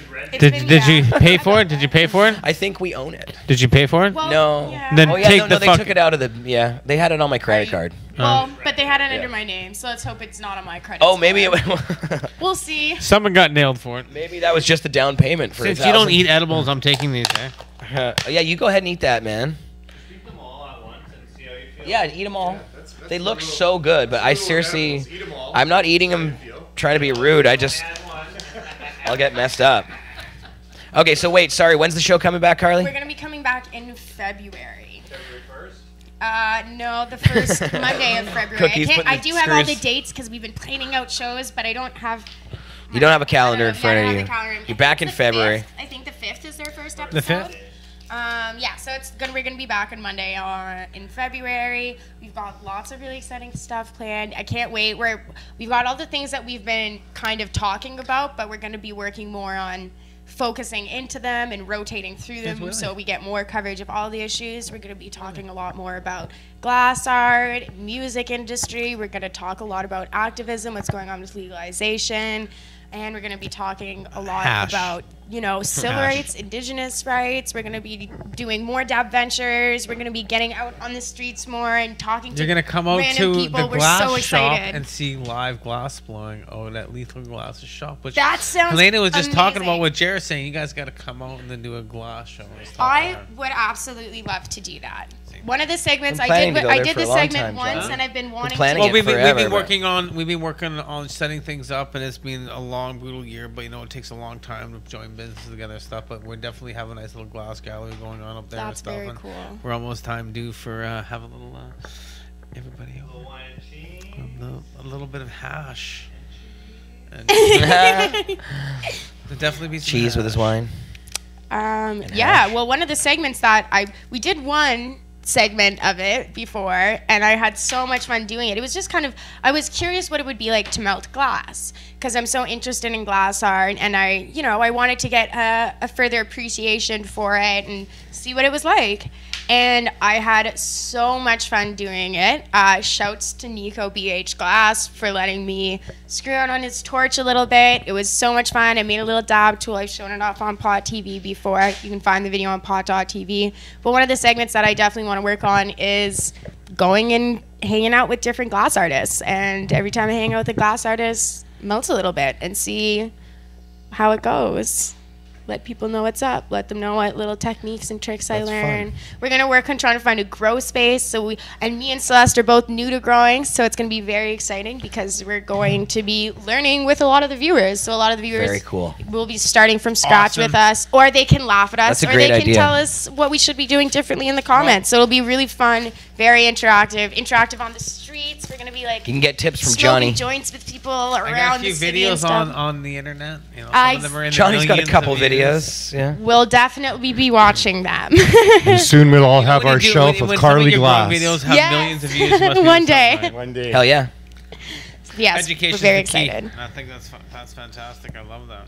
Can I Yeah. just point out one other thing? It's not, I mean, it is cannabis related if you watch my shows and you see me tie these strings, but it's not directly related to what we're talking about. Yeah, But it is something that we're going to be discussing with in the new year with our show. And that one thing that I want people to all pay attention to, especially in Canada, and they should be Googling and trying to find the pages to follow on Facebook, is the Kinder Morgan pipeline. It's a really serious issue. They do not have permission to be continuing with construction, and yet they are doing it anyways. We have protesters, and most of the protesters that are out there in these tiny houses, camping out small numbers of them up against the RCMP and big numbers of people. A lot of them are people in our cannabis community too. And there is actually somebody who a lot of our viewers know and is an important member of our community who's really loved, very hardworking activist, was actually forcibly removed from her camper by the RCMP, and roughed up. Last update I saw is that she was recovering in hospital. So this I is talked what to her son last night, and she You was talked to him? recovering in the hospital. Yeah. Yeah, so this is something that our government is doing, and it's really wrong. And I've said it on my show so many times, but you can't grow pot without water. You can't fill your bong without water.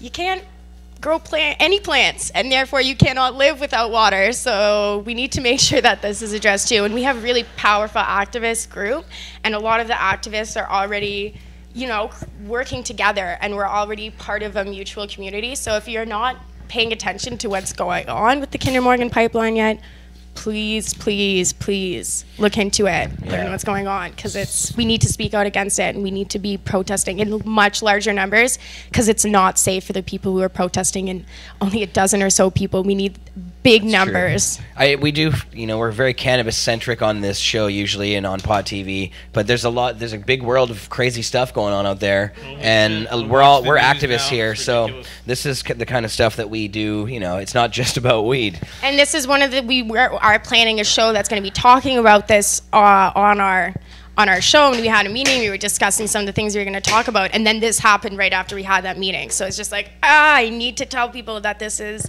something really horrible that's going on in Man, this world is really a crazy close to place home right now. There's a lot of really nutty stuff going on in Canada, and also down in the States. Jesus. Oh, God. The president, the racist in chief, President Shithole.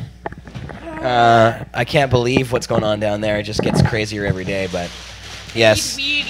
There's a lot of fights to fight, and it's, pot is just one of many, so, it's easy to get completely wrapped up in one thing and devote all your time to one thing, but man, there's a lot of fights. I just hope that, right now. I'm just clinging to the hope that there will be a backlash after Trump of reason and tolerance and all the good things. I sure hope so. Oh, thank you. Well, the thing is, though, the cannabis and not only what's going on with the oil industry, but cannabis and what's going on with the indigenous community are really, really closely related, because for so many of these issues, hemp is a solution.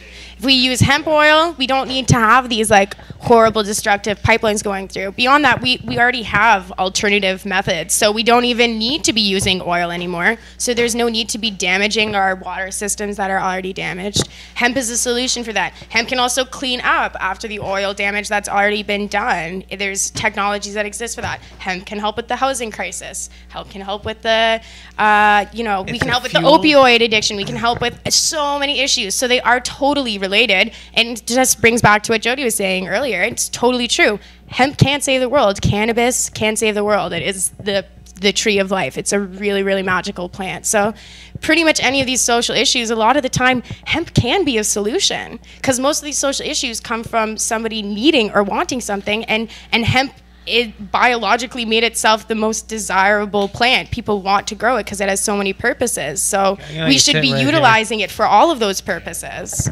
Yes. I'm setting up a lift here, guys. So Johnny's got I had to move in between 2 and 4. It was like an hour to get in. I loaded all the stuff. I went, checked in the hotel, ran here in a cab to make sure I was on here to say hi to you guys.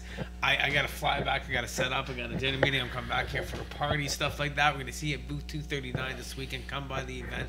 These guys are going to be busy there. Busy man. We're all going to be there. It's going to be a great bunch of things. You're going to get activism. You're going to get a lot of education. You're going to get the MMPR clinics.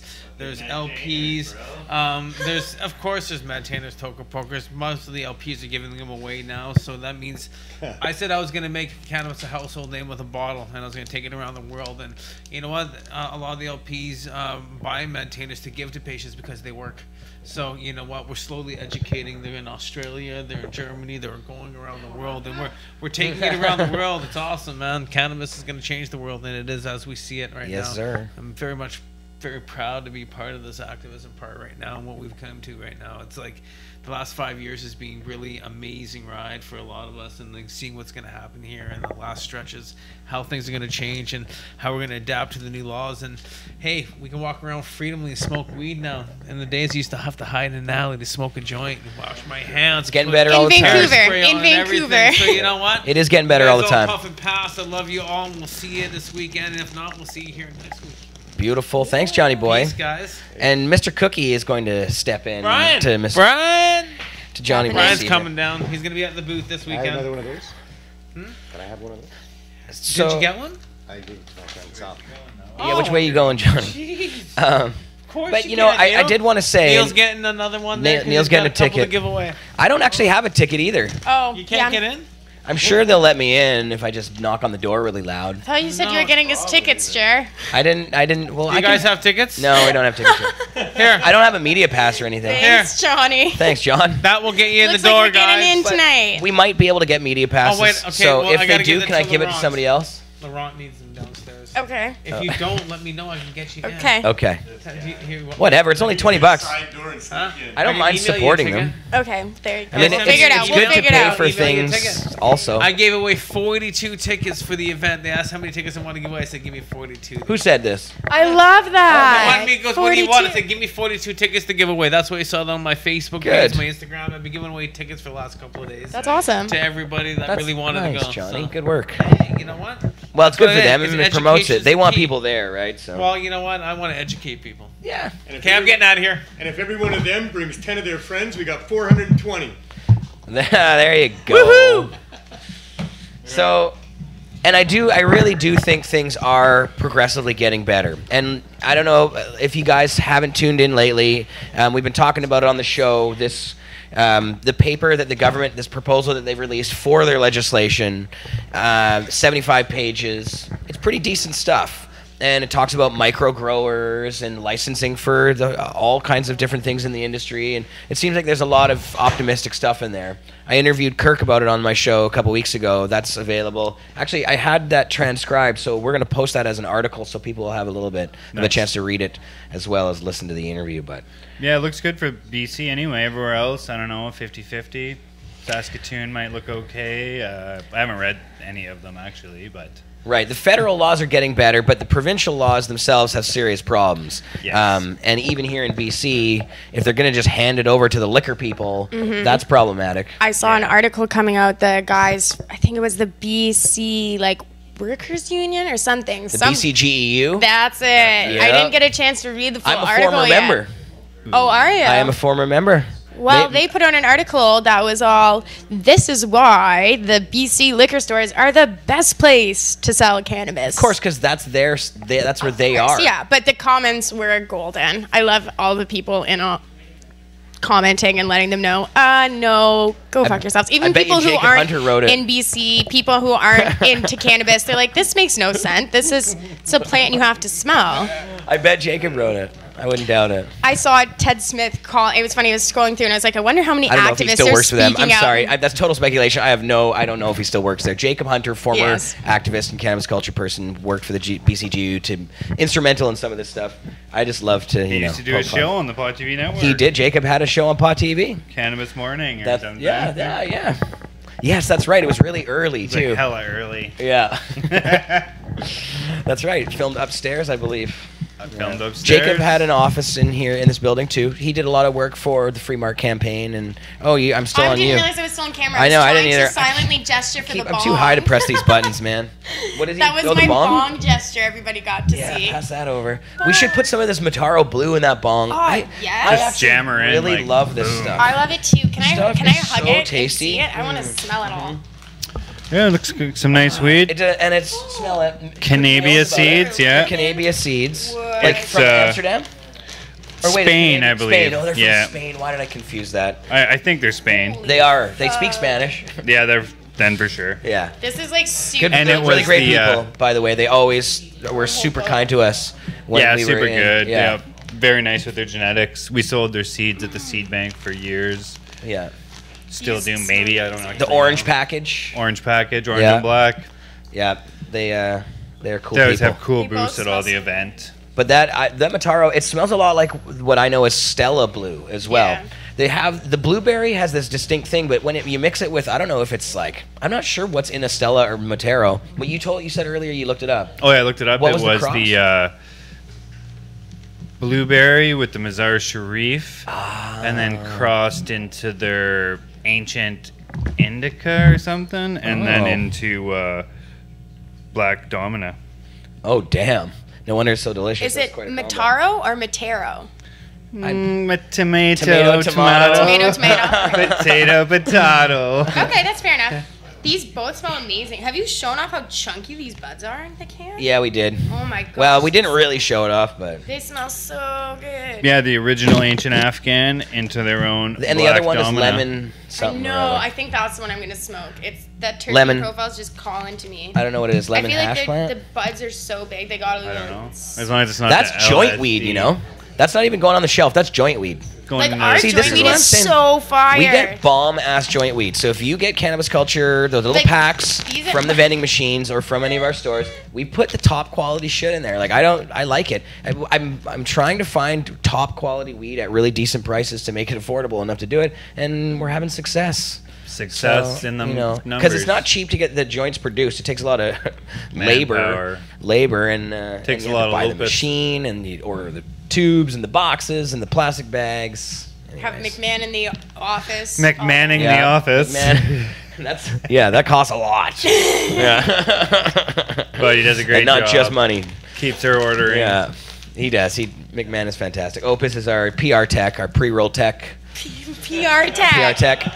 That's right. He has a smock that he dyed green. He has like a white laboratory coat, lab coat, and he actually dyed it green for the job. Well, it's because he kept getting so much keef on all of his clothes, so he wouldn't be able to do anything after work because he would be covered in green powder, which I totally relate to because I work in the basement where the urban shaman is dealing with kratom, so I also am always covered in green powder. So sometimes you need to be able to like peel off a layer after when you're working, and so he dyed it green because then if it was a white coat still, then he would still just be covered in green dust all the time. Now you can't see all the keef he's covered in, which is like an inevitability in his commander line of work.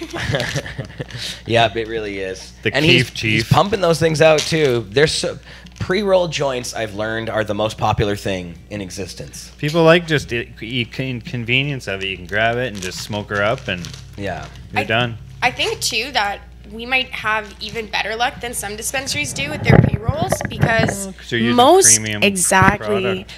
I've had a lot of customers in just the few times that I have worked in the dispensary that when you let them know there's a pre-roll joint, they go, yeah, but dispensaries always roll it with the bottoms, and you go, no, this is like nice, big, fresh buds. Like these are chunky buds. And then when people realize that, they're interested in it, and they taste just as good as a regular doobie that you rolled fresh. So I'm buying a personal bag of that before we turn into joints because it's so primo. Not the lemon though. No, well, I'm Mataro. buying that. I'm happen to be addicted to that Mataro. That shit is amazing. See if they can do a half and half pack. That lemon smells You want some lemon, too? amazing. We can. Yeah, I'll buy. Whatever, we'll buy. Super lemon skunk. Super lemon skunk. That doesn't sound like You a should. strain. Super lemon skunk. Super lemon haze, yeah. Lemon skunk, Maybe yeah. it's a cross with the other one. You know? Where's the? it's wait, probably- is there? We grind gotta. over there, We Neil? can't do the show too long today. I have to wrap it up before 6 because Wrap it I like have other present. duties to attend to. Getting this place set up for the party tonight. Well, I'm not doing it personally, but I just have to go make sure things are Some done. chairs around. Yes, overseeing things, but. Do you have a grinder? Our amazing staff here did all at the the Cannabis maintainers Culture leave? Lounge and our amazing management takes care of all of this kind of stuff. And they truly are amazing. I have to say, our staff at Cannabis Culture is seriously the bomb. They make it possible. It really, honestly, we don't have anything without them. They're the whole entire thing. So, and it's just very, I'm very thankful every day that we have such an amazing staff. And that includes you, Carly Marley. Thank you. Yeah. Carly does a lot of stuff for us here. She's the social media editor, manager of the online store, has her own show, is always on my show. And always on the go. Always on the go. I do stuff. Yep. And there, I think there might. So there's a couple people who won passes to the Mom Cup in the chat, or they've been in the chat, or they were in the chat when they won. Big winners. If you're in the chat now, we are going to send you those passes starting like on Monday or Tuesday. Those passes are going to be sent out to you guys. So look for your passes soon. I will communicate with you guys through email, the ones you sent me, to just let you know what's up with that and to look for them and just to make sure that your addresses are correct before we actually send them. So Don't want your neighbor getting them. yeah, exactly. Maybe neighbor shows up. Fucking at the be Mom stoked. Cup. Big, yeah. So it's actually judges' kits. So you know, There. pretty cool. Very cool of Asia as well, May Moon, to be here on the show last week, handing out these online judges' kits. Just like Oprah would. Yeah, just like Oprah. You get a bag. You get a bag. Pretty awesome. Yep. She is the best. She's one of the. There's a lot of really amazing women in the cannabis industry, and she is one of the females I look up to the most. She is 12 High Chicks. so dedicated, yeah, and she's not only really dedicated to the cause and the important things about the cause, like the medical patients, like getting people out of prison.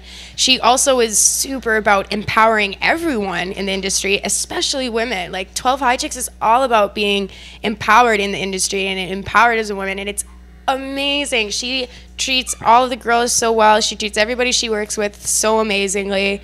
Anyone who's worked with her knows she's just like the best. She's great. So if you're interested in supporting a really, really great, really hardworking activist who like totally has her heart in the right place, just check it out. She's quite amazing. Mom Cup, Mom Cup. Doing a Mom lot of Cup. cool stuff. Mom February. Cup. 12highchicks.com. February 23rd to 25th. It's gonna be so right much here fun. in the beautiful city of Vancouver. Beautiful downtown Vancouver. That's right. Yeah, it was a lot of fun last year. We have It some was a good footage. time. We have some footage from last year's event on Pot TV, of We do. course. They had good panels, good speakers. I guess they didn't have so many panels last year, but they had a lot of speakers. Good comics. We didn't Penis have guy the. artist. That was penis good. We didn't have the Neil loved that. adult Yeah. entertain. Well, I don't know if that's the right word. The 18 plus entertainment segment of the night on Pod TV, unfortunately. But Not since Chris Goodwin you guys was can around. just visualize. Chris was good for posting everything. No censorship. No filters, no censorship. Well, you can't get away with that on YouTube, I don't think. I don't know. He'd find a way. Yeah, or Facebook, I don't know. Facebook, meh. Do they allow nudity on Facebook? I don't think so. I don't know. Carly was telling me before that they were I allowing thought they were breast supposed to now, be but letting boobs, but The some nipple. boobs I still don't- get in trouble. Yeah, I don't know. I don't know. I think they. I don't know. My nipples on there, and they don't really Well, say yes, anything, male but nipples are okay. Well, that's something that actually a lot of female It's just my nipple advocates pressed against have the been glass, doing. so you can't really tell. Girls can Put 'em on post the a glass. picture of them topless, and if they crop a male's nipple on top of their actual female nipple, then it is allowed to be posted. It doesn't have to be censored. So it's only the female nipple that's apparently so offensive. This is the world we live in. Ugh, so stupid. Someone should Photoshop female nipples You can't- onto you can a put up male. Onto everything. Just onto everything. Yeah. That's No, we definitely freedom. live in a weird backwards world right now where things don't make a lot of sense. Like the backwards man. Yes. Oh, I have to put this in the bong and smoke it because it's just it smells. I wish that the viewers could really smell this. I honestly don't think like I'm not sure there's any weed. This might be overtaking Calio for me. Because I That's a love strong Calio. statement. I love Calio. But this stuff is something about it, man. Something about it. I need to smoke some now. I know. The urgency Calio is is pretty now. goddamn amazing, but this is different though. What's that, Neil? Was that the Mataro Blue? Nice, this Shit. is the Maduro. And it's got such a smooth flavor. Then he starts coughing. But no, it's a nice weed. Very colorful. The roll has some to be desired, but you know. Yep. Yeah, that roll job I'm not so sure about, but you can't blame that on the weed. Yeah. Neil coming over reminded me though, one of the Maybe things that Neil- we want to do on the maybe show in the Jared's a bad future is come out and volunteer with the Cannabis Substitution Project. Later. Maybe talk to some people who are willing to share their stories too, and Yeah. go and hang out, seek J-Mac down working at the Robson Center, the Robson Square Cannabis Market. Neat. Because J-Mac he's working there now, so I saw him posting about it on Facebook. He's super excited. Crazy, that's So awesome. it's something else you can check out at the Robson Cannabis Market. I'm going to show off this Mataro. Took the camera's right in the bag. Look at Camera in the this. bag. Bag cam. Bag cam. I hope it will focus. Will you? You gotta pull it out there. What is that? This thing's. I thought it was autofocus.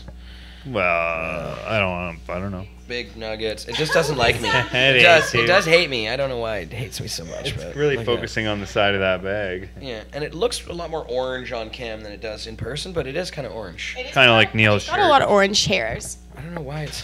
I'm having so much trouble right now. Put it more up in the light. Maybe it's because it's No, down. I'm gonna stop. There, you Okay. guys saw it. Look at those buds. It's weed. They're giant buds. They're quite Giant delicious. buds. It doesn't look so good, but there we go. And now I'm gonna smoke it in the bong. If someone would pass me that, Mr. Cookie, would you? What happened to Medtainer Man? We took all the Medtainers. Took I all the know. Medtainers, everything. He's just like, we're out of here. Yeah. Now I He was can't gonna give find- some away, but he didn't give any away to us. Thank you, Mr. Magnuson. We have a Cannabis Culture Medtainer. We'll have These to- are the best ones. You like the white? I like Green the with black. You like the but black? white, The white gets dirty. dirty as F. That's the problem. It gets a little Resiny. dirty. Uh-oh. Oh, look at that. Here's a black one, There's a just black for one. comparison. We sell a lot of those, actually. People We love do. their Medtainers. They're our most popular grinder that we sell in store. It's for almost sure. a household name now. Johnny was right. I gotta say, from the very beginning, I was like totally on Medtainer's jock because they're dope. I really always talk about the even before I even really knew Johnny was the man or anything. Like I just love this product. Oh, we always knew he was Well, the I mean, man. I knew he was the man, but no, I just love this fucking product, and because it's light and you can actually grind properly. Grinders are notoriously crappy. Well, Like, and they have even a the good bad thing of ones. clogging. These ones Yeah, they seem clog. like you can really They use some clog. sticky weed and stuff and Yeah. like get by. And because you got the torque on them. And I'm not, I'm not trying to like sell Medtainers. I'm just telling you, Upsell, I love this upsell. thing. No, they're great. I didn't I even roll get while them. I- as- Especially you if they're can- branded with Cannabis Culture, they're a lot more. They're even better. They're stronger. I think Yes. it fuses. We literally do sell these, so yes. But Carly, what?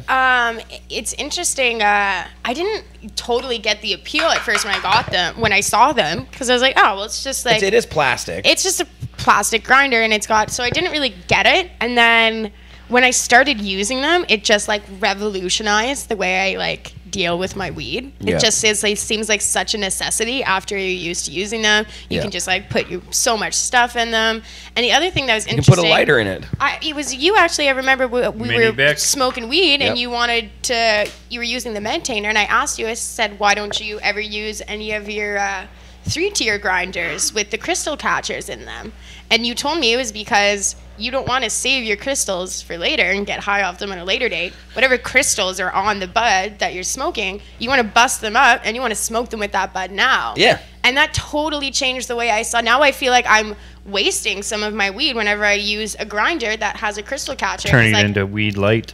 It Yeah, is weed light. exactly. Yeah, you're So- getting rid of all your crystals. So it totally, and I tell that to customers too sometimes, and they're like, "Oh shit, I'm getting this little Yeah, guy." you tap the bottom of the medtainer and you pour it right in there, and you can see the crystals. It all comes out like icing on the cake once you're done. Icing on the It's gorgeous. It is beautiful. It is, and I'm gonna hit it right the now. pouring is probably the other most convenient part, is that you can like tap it right into your bong. Yes, that's very convenient because before you had to, put it on the tray, pick it up from the tray, then I put it used into to your roll- joint. It dumps perfectly as you hold it. The edge of not the big jumbo medtainers, they're a little Those bit ones are annoying. what happens because when you is- try to pour it, it goes all over the place. yeah, but these too- little ones, the tiny ones, when you do this, it's perfect in the joint. Bamdi. I You can used roll to- while you're driving. I was just gonna Pretty say, I much, used to pretty have much. to Don't use do that. boats. Not I used to have to recommended. use boat. Well, I don't actually drive, but in the car, I used to use terrible to boats do all the something like time that. because I would spill the weed when I was. And what would you do when you'd be like pinching the weed out from a little circle grinder?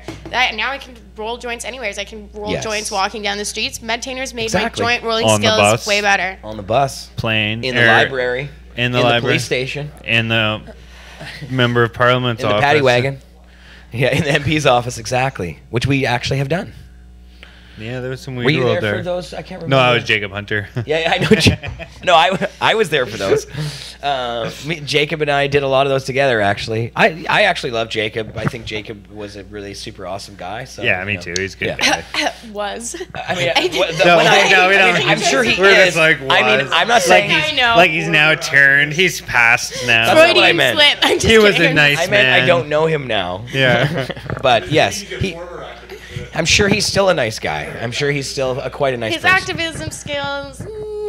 Well, it's not a. I don't know. I don't know. He would tell you he's still working at it from the inside or something. That's what I'm sure he thinks. Yeah, for sure. And everybody's doing their part in their own way. I'm sure gotta for do something. the BCGEU members and stuff, the union members, I'm sure they are very, very feeling great about it. Well, because they see the potential, probably. They're like, shit. I just they know want to about weed. corner They're one of from them here. and just be like, You know, name 3 terpenes. They'll be like, yeah, And be like- and then cannabis see what and they say. THC I gotta and say- CBD. gotta say that they are a crafty Delta union. 9. They are a very crafty union, and I know this because I worked for that union before. And you know what we did? We unionized a call center in Surrey. Oh, they like that. By doing some interesting things You while have I to go worked in for them. there and get a some job. undercover operations, actually. Exactly. And I was part of that, and it was an interesting. I think I've talked about it on the show before, but unions are interesting. I'm not sure what to think of them. I used to be a really big supporter, but they're also their mandate is to protect themselves first and foremost. Just like corporations and other things, usually, unless they're run by really decent people. So if decent people are running the union, I suppose it would be decently. It's good. but Decent people or decent union. when they get to a big size, though, it's harder for individuals to make a bigger difference. So the beast takes over in a lot of ways. Oh, I know. I managed a call center that was unionized, and it was fucked up. The shit you had to do as a manager to like discipline someone was just like good for the worker. Like you could slack hard, but bad for the employer because they had to go through so many steps to fucking get rid of these people at this In this case- normally high turnover job. I do have to admit that the BCGEU did a great job of actually, when it was unionized, of cleaning the place up and getting rid of some of the horrible things that were happening, like noxious gases floating into the rooms where we were doing call center, where people were getting nosebleeds Well, yeah. and other weird things. That actually happened. Well, they That's- always rent the shittiest places and the cheapest places, so who knows what's going on, you know? Yeah. Yeah, I don't know what's worse, some of these big corporations or, well, no, the corporations are usually worse, I gotta say. Yeah. I'm still, unions still 90% of the time I think are doing pretty good things, but So interesting with the big corporations. It just kind of came to mind how with the, you guys are talking about how there's big corporations that are looking out for themselves, except some of them, I've been working more on being an ethical shopper. And it's not easy, but once you start doing like a couple things, it gets way easier, and just you end up just wanting to be more careful with what you buy and who you buy from, and it's rewarding to shop from local companies and stuff. And I think might be lucky that the legalization is timing out at the same time as this ethical shopping is coming to mind, because they're concerned about the environment, which again, hemp, but they're concerned about the environment, so they're worried about shopping from ethical companies, and then that makes them look into the overall ethics of the companies, not just the environmental ethics, about what they stand for, about what the people, you know, are like that work there, what they care about, why they open that business, why they're running that business, where some of their profits go, or if it just goes right to the CEO, you know? To the boss. Exactly. So, and I think we're kind of lucky, because I think that as more and more people are kind of accept that they should be in this mind frame if they want our planet to survive and people to be treated with respect and paid fairly, then they're not going to be very turned on by the LPs. I don't think that anybody who's interested in ethical shopping or making sure that they're buying something that's sourced from a good place is going to be wanting to support a lot of these licensed producers. Yeah, it's not all of them. Like, I think we're doing a lot. I know over the past we've been lumping all the LPs together, and granted, most of them aren't very good. I haven't. All of the ones that I knew of that we used to be able to name and go, well, this place hasn't had any recalls. Any of those places that I used to be able to name have had recalls. So what if about you Broken can name Coast? Did they have recalls too? Well, it says, but recalls. Didn't Chris Goodwin post that big Broken Coast recall thing? I don't know. He would have been the one to post it, but I don't know if he did. And some of the other ones, I'll say like okay, Organogram and others, quote me on that. Organogram. They have this micro in their stuff. Micro blueprint? Yeah, I remember because we were talking pesticides, after the Chris Goodwin It's illegal thing, pesticides that somehow are ending up in the plant. They're like, we don't know how it got there. They said maybe it came with the clones. Well, you and I were talking with somebody, I think it was at the Lift conference last year, when we were, you asked them, the guys from Broken Coast, how did you do it? How have you figured out how to do a zero microbe count without using all of these dangerous chemicals? What's the secret? And I asked them that? Yeah, and he went, we can't tell you. That's our secret. That's our secret. Huh. And it wasn't that long after that, after Chris got arrested, he started using Broken Coast because he had the good things. And then he published the recall list. And I remember saying to you, I guess that's what the secret was. It had Myclo in it, though? Oh, it had all sorts of stuff. All of their, I'll go grab my iPad and I'll find it. I mean, they very well could have, but I wouldn't want to say that about somebody who it didn't happen to. No, but we definitely need to verify that one because, yeah, we don't want to confuse anything. I know it was there was a few of them that had this in it. There's lots of newspaper articles about this. So if you're, getting legal cannabis, make sure you do your homework on this stuff. Look up what the company that you're potentially ordering from is up to, because and how many recalls they might have had or whatever. Right. Because if they had lots, then they're probably fucking around and they shouldn't be doing what they're doing. No. Yeah, and that's, and it does, they're saying they don't know where it came from, but one of them, I think, was hiding it in the ceiling when Health Canada came by. I heard that, yeah, like the little stoosh up there. They're like, oh, the inspector's coming. Yeah. And they, put it up there. But who knows, right? I don't know. We don't know that for sure, but we know we can't trust them. They could do, yeah. Well, and it just seems crazy to me. Multi-million-dollar companies. They're creating a Frankenstein monster, though, because the government is the one who's forcing these regulations on to the public and to these business people who want to start these LPs, and so they have to have a zero microbe count. And in large settings, and even Broken Coast was doing small batch, they said, but even in a small batch setting, you're going to have things like that. How do you really cook Mr. Cookie? What do you do? You just run a clean operation. Start with clean stuff and don't let it get out of hand. Maybe have not one big room, but a few medium-sized rooms you could control a little easier. And then if there is an outbreak, you can actually quarantine it or clean that out. But what about these big ass rooms, these huge rooms growing marijuana? Well, I see weed on a daily basis, and lots of it comes from some big rooms, and some of it's super clean and awesome, and there's nothing wrong with it. Yeah. Where other times it's not very awesome and lots wrong with it. So I think it goes to the grower, and due diligence on what you're gonna do, plant maintenance, keeping everything clean. And also, even breeding properly is part of it, I think, right? You can breed things into the plant to make it more resilient itself to things. Yeah, there's mold-resistant plants now. There's all kinds of different ones. Spider mites don't like Frankenweed. Yeah. Well, but that stuff comes from actual... over years and years of breeding, the mold-resistant ones were bred on the coast, so it's got used to being in 80% humidity. It's just natural adaptation. That's what it is. That's what it is. Mold, I'm not talking about genetic modifications. The talking out about there. using They're a trying cannabis that too, plant. probably. Oh, for sure, you know, yeah. And you can't trust that they're not, because that's the whole point of it. With guaranteed anything they are. large and corporate or government, you can't trust it. So Well, that's why you I'm need sure to we're have going to some see other that with controls cannabis for that. for sure. Well, it's like they're looking at what's the problems with cannabis. They're like, oh, bugs are an issue, molds are an issue. So they're probably going to like genetically modify that into it, so you don't have to worry about it. They'll be like, grow as much as you want. It don't matter. I think with the way things are going, and I'm hoping for this, that the large and big corporations will slowly but surely end up becoming the companies that are working the hardest on being the most ethical, because those are the ones that people are interested in supporting.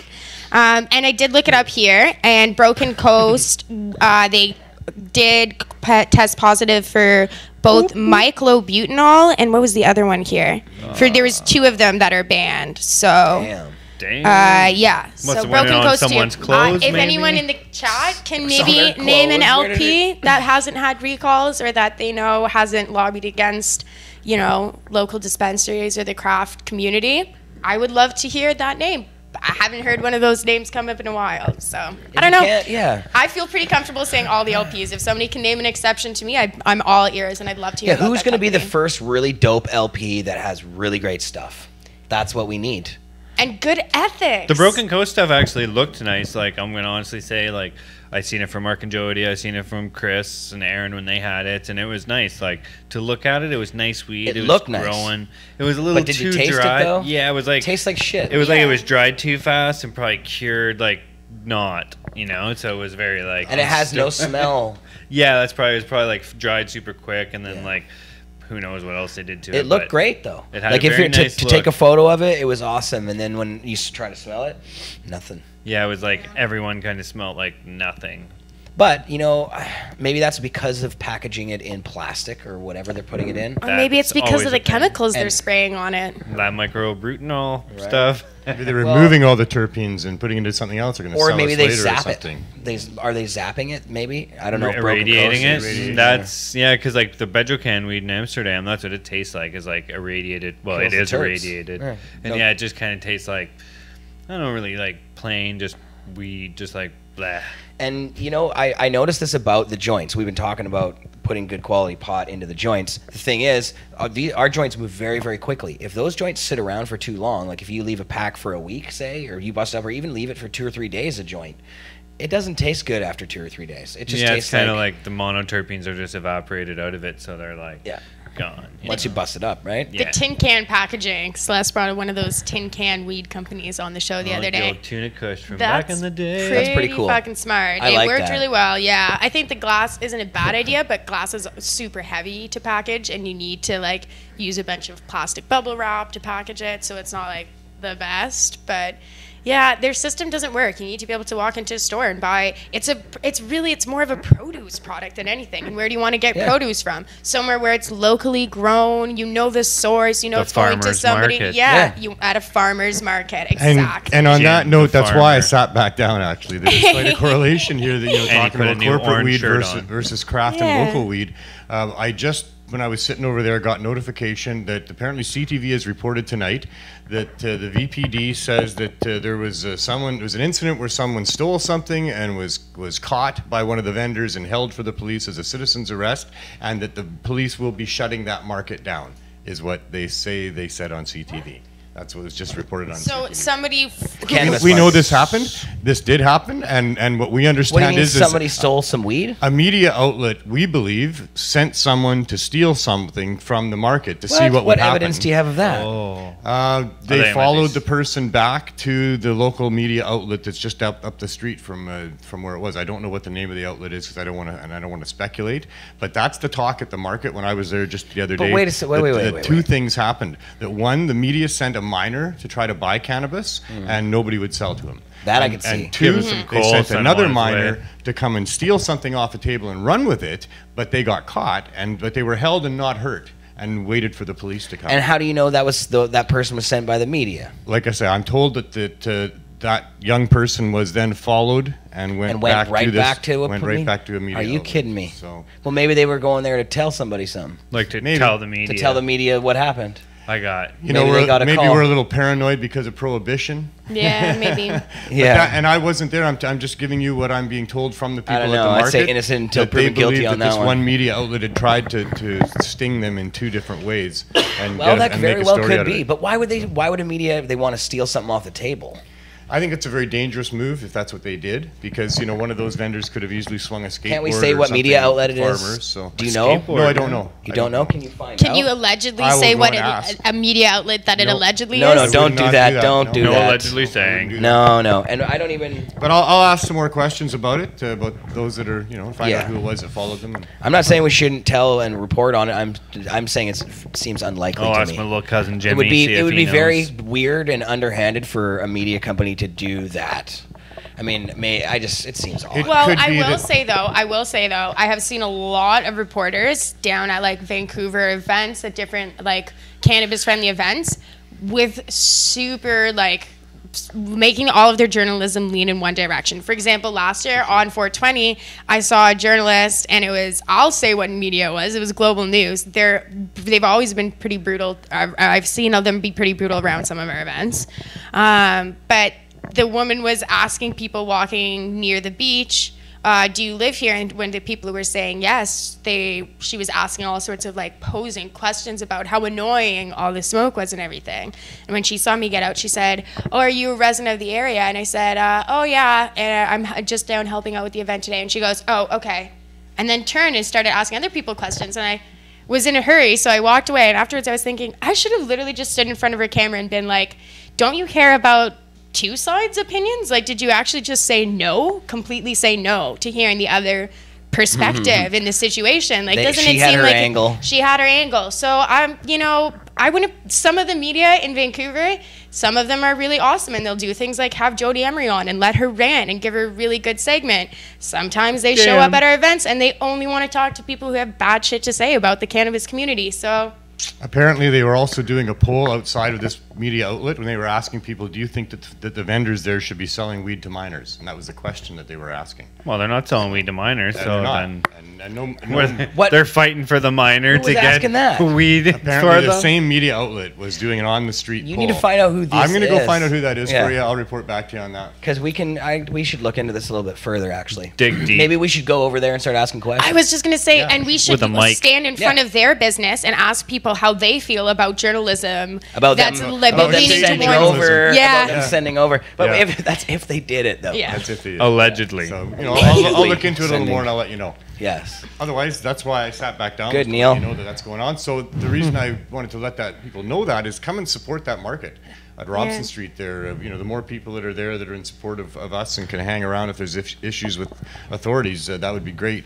Like I said, I didn't think there was going to be, but you never know. You never know. We don't like them putting With our that kind of a authority on report us. going on, they may feel compelled to do something.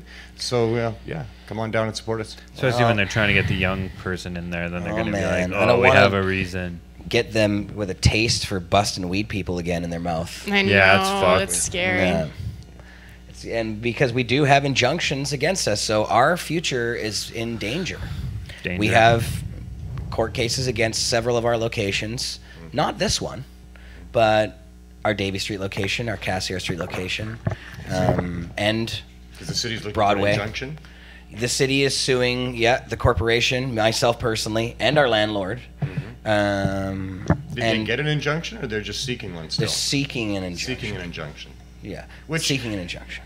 As you know, the smoking lounge that's not for cannabis over on Davie Street, they've had those injunctions issued against them several times over the years, and they've never been enforced by the VPD.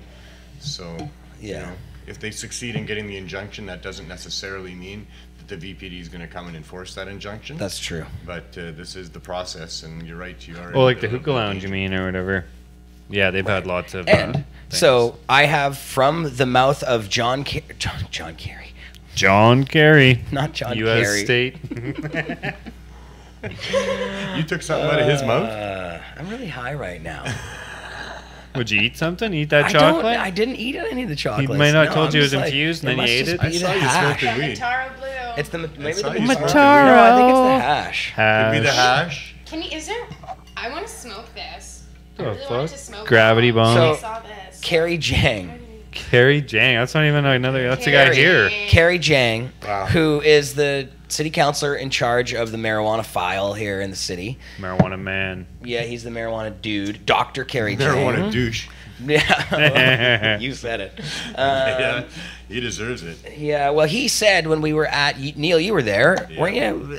At the SFU City Conversations, he was there talking to us, telling us about what he didn't know. Uh-oh. You just put a bunch of... Carly just... She got a mouthful of dirty bong water. Old bong water. She pushed down too hard on it. They say this shit's not dangerous. Yeah, Neil, show off what that was. Show off what she's got there. She's got a gravity bong going on. Gravity bong. So she just pushed down too hard on it. You know, you push down on the gravity bong, you're supposed to get just the smoke, but if you don't do it quite right, of course. If you suck on it at all, then... Yeah, you can't be sucking on it. We got Miles in the back blowing clouds. Yep. Oh, let's look at him there again. There he is. See? Recloud. Yep. Nice. He's Now he's uneventful. Typical day at Cannabis Culture. Yeah. It's true. Yeah. I forget what we were talking about, but... Mataro Freedom. Blue. Yeah, Mataro Blue. Carly and the gravity bong. No, I was saying Carrie Jang. Yeah. Carrie Jang said from his own mouth, "Oh, we're not gonna," because he was complaining that the federal government was saying they were going to go after him when Stephen Harper was around. And he's like, they said they were going to come and arrest me. And he's like, how do you think my wife feels about that?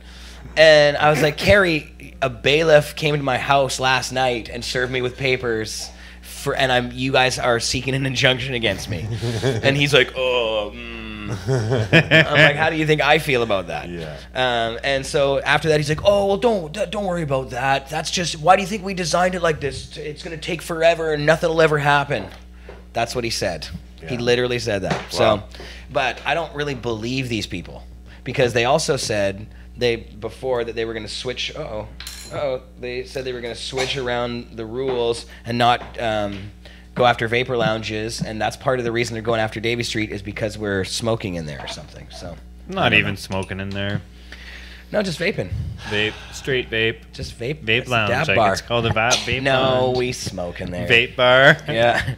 No, we allow anybody to smoke joints. But Sure, I've we smoked in believe there that many that's times. yeah. It's the right thing to do, It guys. is the right thing to do. Tasty way to do it. Cannabis too. smoke is not commercial tobacco poison. And, if people want to go into a cannabis smoking lounge, that's your right as an adult, and it's certainly not the right of public servants to say that you can't do that and to try to stifle that sort of activity if that's what the masters, us, these sovereign beings that have public servants, if that's what we want to do, it's not their business to tell us we can't do that. So if somebody's being harmed significantly, then let's have a look at that and let's put in a regulation to protect from that. But there's no significant harm to anybody going into a cannabis lounge. And if they don't want to be in there because they don't want to get secondhand high, well, that's up to them. Don't go in. But there's lots of stores like that people don't like and they don't go into. And that's just the way we are in a diverse, tolerant society. So it's time to get over the stigma. I'm still quite upset and very defiant about what's going on here. I'm not pleased at all. They're continuing the stigmatization of our culture and of our people, and that's got to stop. We need an apology from these people. Like, holy shit, the whole public health and safety issues that they keep on raising and talking about to do with cannabis are completely non-existent. They're fictional. And if they were existent, if there is anything like that, but there's not, because of course we know nobody's calling the cops and saying, come and help me, my husband's beating me up because he smoked a bong hit. It never ever happens, and the cops know that. There's no high-speed chases going on because somebody's ripped on weed. They pull over right away. They're just like, fuck it, not gonna run, and alcohol is the big thing, and that's what I'm trying to say is, in our society, we have huge issues with this thing, alcohol, that our government makes money on supplying to us, the and yet devil's they have juice. the gall to come and tell us that, there's public health and safety issues to do with cannabis. Well, they're full of crap. There are no such things. There's no statistics for anything like that. So, here they are. Now they're going to come bring in the cops and bust these people that are setting up pop-ups at Robson Square, myself included. I mean, we're no different than any dispensary in Vancouver that's operating without a license. Except you're popped up. You're not a physical structure, but whatever. That shouldn't make a difference. Well, if there's problems, then let's talk about it. But what we have is it's been going on for 2 years. I mean, originally it was once a month on the first Saturday, and then it was every Saturday, and now it's been every day for a couple of months here. And what we have is a whole bunch of very happy people that were there, that come through every day and thank us. And the odd person, I had one lady come and take issue with my sign that said, alcohol, tobacco, white sugar, and fast food are public health and safety risks. Cannabis is not. And her issue was that cannabis was a gateway drug because her nephew got onto heroin after smoking weed.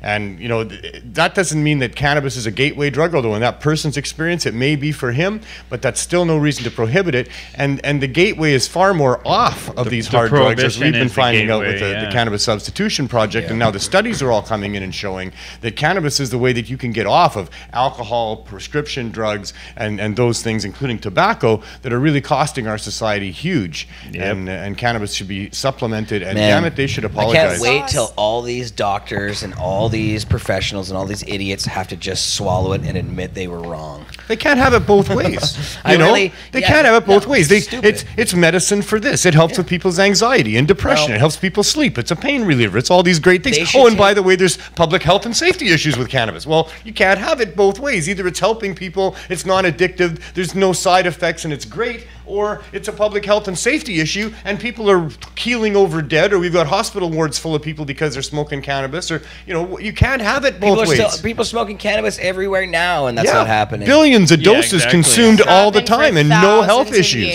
Good health issues are coming out of it, you know? There's positive health reports. The amount of cannabis that we've been smoking, we would know by now if there was something wrong about it. Absolutely. Hell, I came through the 70s. If you could die from weed, we wouldn't be here. I wouldn't be here right now. No. We use these things, these gravity bombs, except way bigger than that, to force so much concentrated oil into your system that if you could die from cannabis, we would have died. Yeah, somebody in the chat pointed out that Carly looks like she drank bong water. I did drink bong water. I was actually going to ask if someone has a dab, like a terpy dab, like something. Something I have the sweet? worst taste in my mouth, Did you swallow it?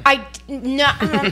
Swished her around. And these are the harmful side effects of cannabis. That's what you have to fear from from cannabis, is you might get a hit of bong water when you don't want it. Hey, but short of that, I thought I was gonna ask about how I was supposed to do it because it's been so long. And you were talking about Carrie Jang, and I just went for it, and dang. That was so I'm glad Carrie had something to do with that. Excited over there. That reminds me of another story, though, that I thought it was pretty funny, though. I went to Ottawa to smoke, or I was in Ottawa for the holidays, and I went over to my friend's to smoke, and she had a little dab rig, and it had like a titanium nail and a dome, which all of her and her friends were calling a chimney. Which I thought was kind of interesting. Chimney. Yeah. Get the chimney on. And they gave me a little phyto dab, and I was like, it's been a while, take it. And I totally forgot how to use a titanium nail because I'm just so used to the bangers. And I like put my dab like right on the titanium nail without the chimney even anywhere nearby. You know, and all of them were like, "What are you doing?" And I was like, "I don't know. Where's my carb cap?" I completely lost the dab. They were like, "I thought you dab all the time." I'm like, "I do, but it's been a while since I've hit the titanium nails." There's cultural shifts from area to area in different language for different things concerning weed. Yeah, with the domeless, it's like that. We're all used to the domeless, and then you go to a dome, and it's just like you gotta put the dome on before you dab. But yeah, I've done that. And the titanium cools down right away, so it's all this like stress getting it on, so you can like, get it while it's still hot. Don't wait to taste the tie. No time for the tie. No time for the tie. Well, I must exit the show. So. Yeah, we're gonna have to exit the Make show. a quick actually. exit here. Yeah, this show is actually over because we got stuff to do tonight. If you guys were tuning in now, we're having the High Canada Magazine Lift pre-party here. So it's right here in the lounge. It's an invite-only situation, so it's closed off to the public. So if you're not invited, I'm sorry. But we do still have the lounge open upstairs at 307. 307 still? No, we don't. No, it's closed off. No, the we're whole closing lounge the is closed? whole thing. Yeah, this thing's the big shaker. This thing's a 300 people thing. I thought it was just the second floor style. No, 280 people. Crazy. No, this is going to be a bigger one. So head on down to 1674 Davie Street tonight. Yeah, that's right. To get high. Yeah, if you go to 1674 Davie instead, if you we're planning on coming to CCHQ, make your way over there instead. Yeah. There's going to be, I'm sure they'll be having their own little party over there as they always do. place is dope. They're always having fun. And if you there. haven't been there, you got to go there because Davy's got its own vibe and it's pretty fucking dope. All of our Friday night party, dispensaries- It reminds me of Cheers. That's funny. It is a very happy place Yeah. where everybody knows your name. They're Yeah. always glad you came. It's fun. Yeah, and Mr. Cookie's like Norm. I was gonna say. Oh my Yeah. He walks in and they're like, Mr. Cookie! He's so much nicer than Norm. Norm's a dick. Norm's funny, though. Norm's all right, Norm's too. a nice guy. You're indisputably Cliff, though. You Oh, are yeah, the Cliff sure. Clavin. Cliff Let me tell you a story about that one, Carly. Yeah. So the ancient Mayans actually were the first ones to ever make fun of me being Cliff Clavin. Yeah. I love Cliff. Me He's too. one of my idols. So see you at the farmers market. See you at the Mom Cup. See Yep. you at Lift. See you- Beautiful. Lift, Mom's Cup, fucking the farmer's market at Robson Square, On Pot.tv in February. Pot.tv in Mondays with Connie February. Marley and the 420 Lifestyle Show.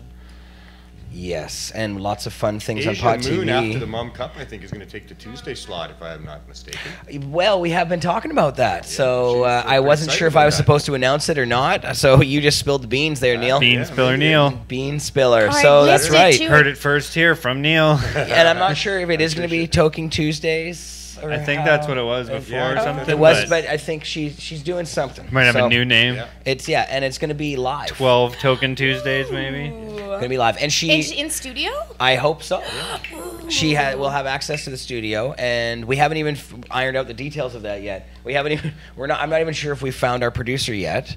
That's right. But I'm not sure. Boss I'm not. I'm not even sure. Not to mention any She names. also, I believe, has another person that could be trained to do these things as well. But we know that Bossless is the bomb at these things. So I don't know. We haven't Bossless had is that the conversation boss. yet. So Yeah. Neil spilled the beans early, but Bean Spiller. Well, it's just Yeah. a rumor, right? Just a rumor. Just a rumor. rumor. Now we're batting it At this around. point. yes, there has been conversations. So But That's stay tuned. exciting. Good things coming, Stay that's tuned. for sure. Yes. Right? So, yeah, some and other shows and stuff. there are other shows. We're also putting together Opus's game show, Yay! which is also going to be the bomb. The Pot of Gold. Opus's pot of gold. We're getting real close, so we're about to put up posters to get our first contestants. So we've got everything. We're ready to go. The only thing we don't have yet is our wheel. We're gonna actually have a wheel, like and you Can I spin the help with wheel. that? You want to be like a Vanna The White spinner wheel of the spinner? Oh my wheel? god, I meant help build it, but yes, She wants yes. to spin the like, wheel. I didn't yes. know what you meant. We are no. I we're- meant build the wheel, You want to but build yes, a wheel? I would See, so Vanna White. That was. I You wasn't. don't even know. I literally Sorry, used to I wasn't walk- trying to be sexist or anything. No, no, Yeah. I just actually didn't know love what Vanna you. White. I actually love No, Vanna no, we White, already so- have a wheel picked out. Okay, It's that's cool. quite a beautiful wheel. Oh, you're like, but you found one that you can like get customized. Yes. That's so cool. Yeah, That's pretty very cool. But yes, Sweet. whatever you want to do, if you want to take a crack at building one, but I mean, Well, not if you're The buying portable one. yeah, one. Oh, hey. a portable wheel. I'd yeah. take the You spinner could build job. something else. Yeah, I would totally. I could come on and spin the wheel though. Yeah, you could build something, and Neil will be Vanna. I think Cookie No, they should be need the building the wheel. Look at him, contestants he's will got like to these- spin the wheel. got I need you these- need to just touch the buttons or show off the Magnet. price. You can't spin the wheel. The We contestants might get to actually spin need wheel. the help of somebody on the show to do some of that stuff. Only if I'm To allowed to spin wear it. stupidly Like, for real. fancy outfits, just as an excuse. Only fancy Well, whatever you outfits. want to do, it's up to Like, you. I was can thinking still like fit my prom dress. No, if I I'm was gonna thinking, like, pretend to hoodie be Vanna and White, jeans, no, but- if I'm gonna pretend to be Vanna White, I'm gonna pretend to be Vanna White. I like there see you if go. I can get like a clothing sponsor. No, I'm an just Opus can Versace. pretend to be Pat Sajak. Dude, that's, Yes. that's a clothing sponsor. You guys caught No. that, right? kidding. Yeah. Maybe grassroots reach out to Yeah, those guys. Oh, They got everything some on the nice show is going to be outfits. Their formal sponsored. collection. The formal collection. Yeah. No, the game Great show. opportunity for you new designers out there to dress Carly Marley for the Hey. show. Ooh, there you Oh go. my Yeah, there god, you go. that would be See? so cool. Yeah. I would have so much fun with that. The whole thing with this show is it's going to be sponsored to the nuts, and so people are going to be able to win all kinds of goodies. Nuts, Yeah. just to the nuts. I feel like nuts aren't. I was Like, trying to just be below your waist, Yeah, you I'm know, not sure Coulda said where to that the is in titties. applications. Even a little higher. neck I high. know where that is. in Sponsor relation up to your me, neck. you know? Yeah, Opus. What happened to Opus? Opus is still around. Opus is usually he's our PR tech now. He's at an undisclosed location, That does Roll not deep- mean public deep in a relations, bunker, by the way. rolling joints. Deep cover. Yeah.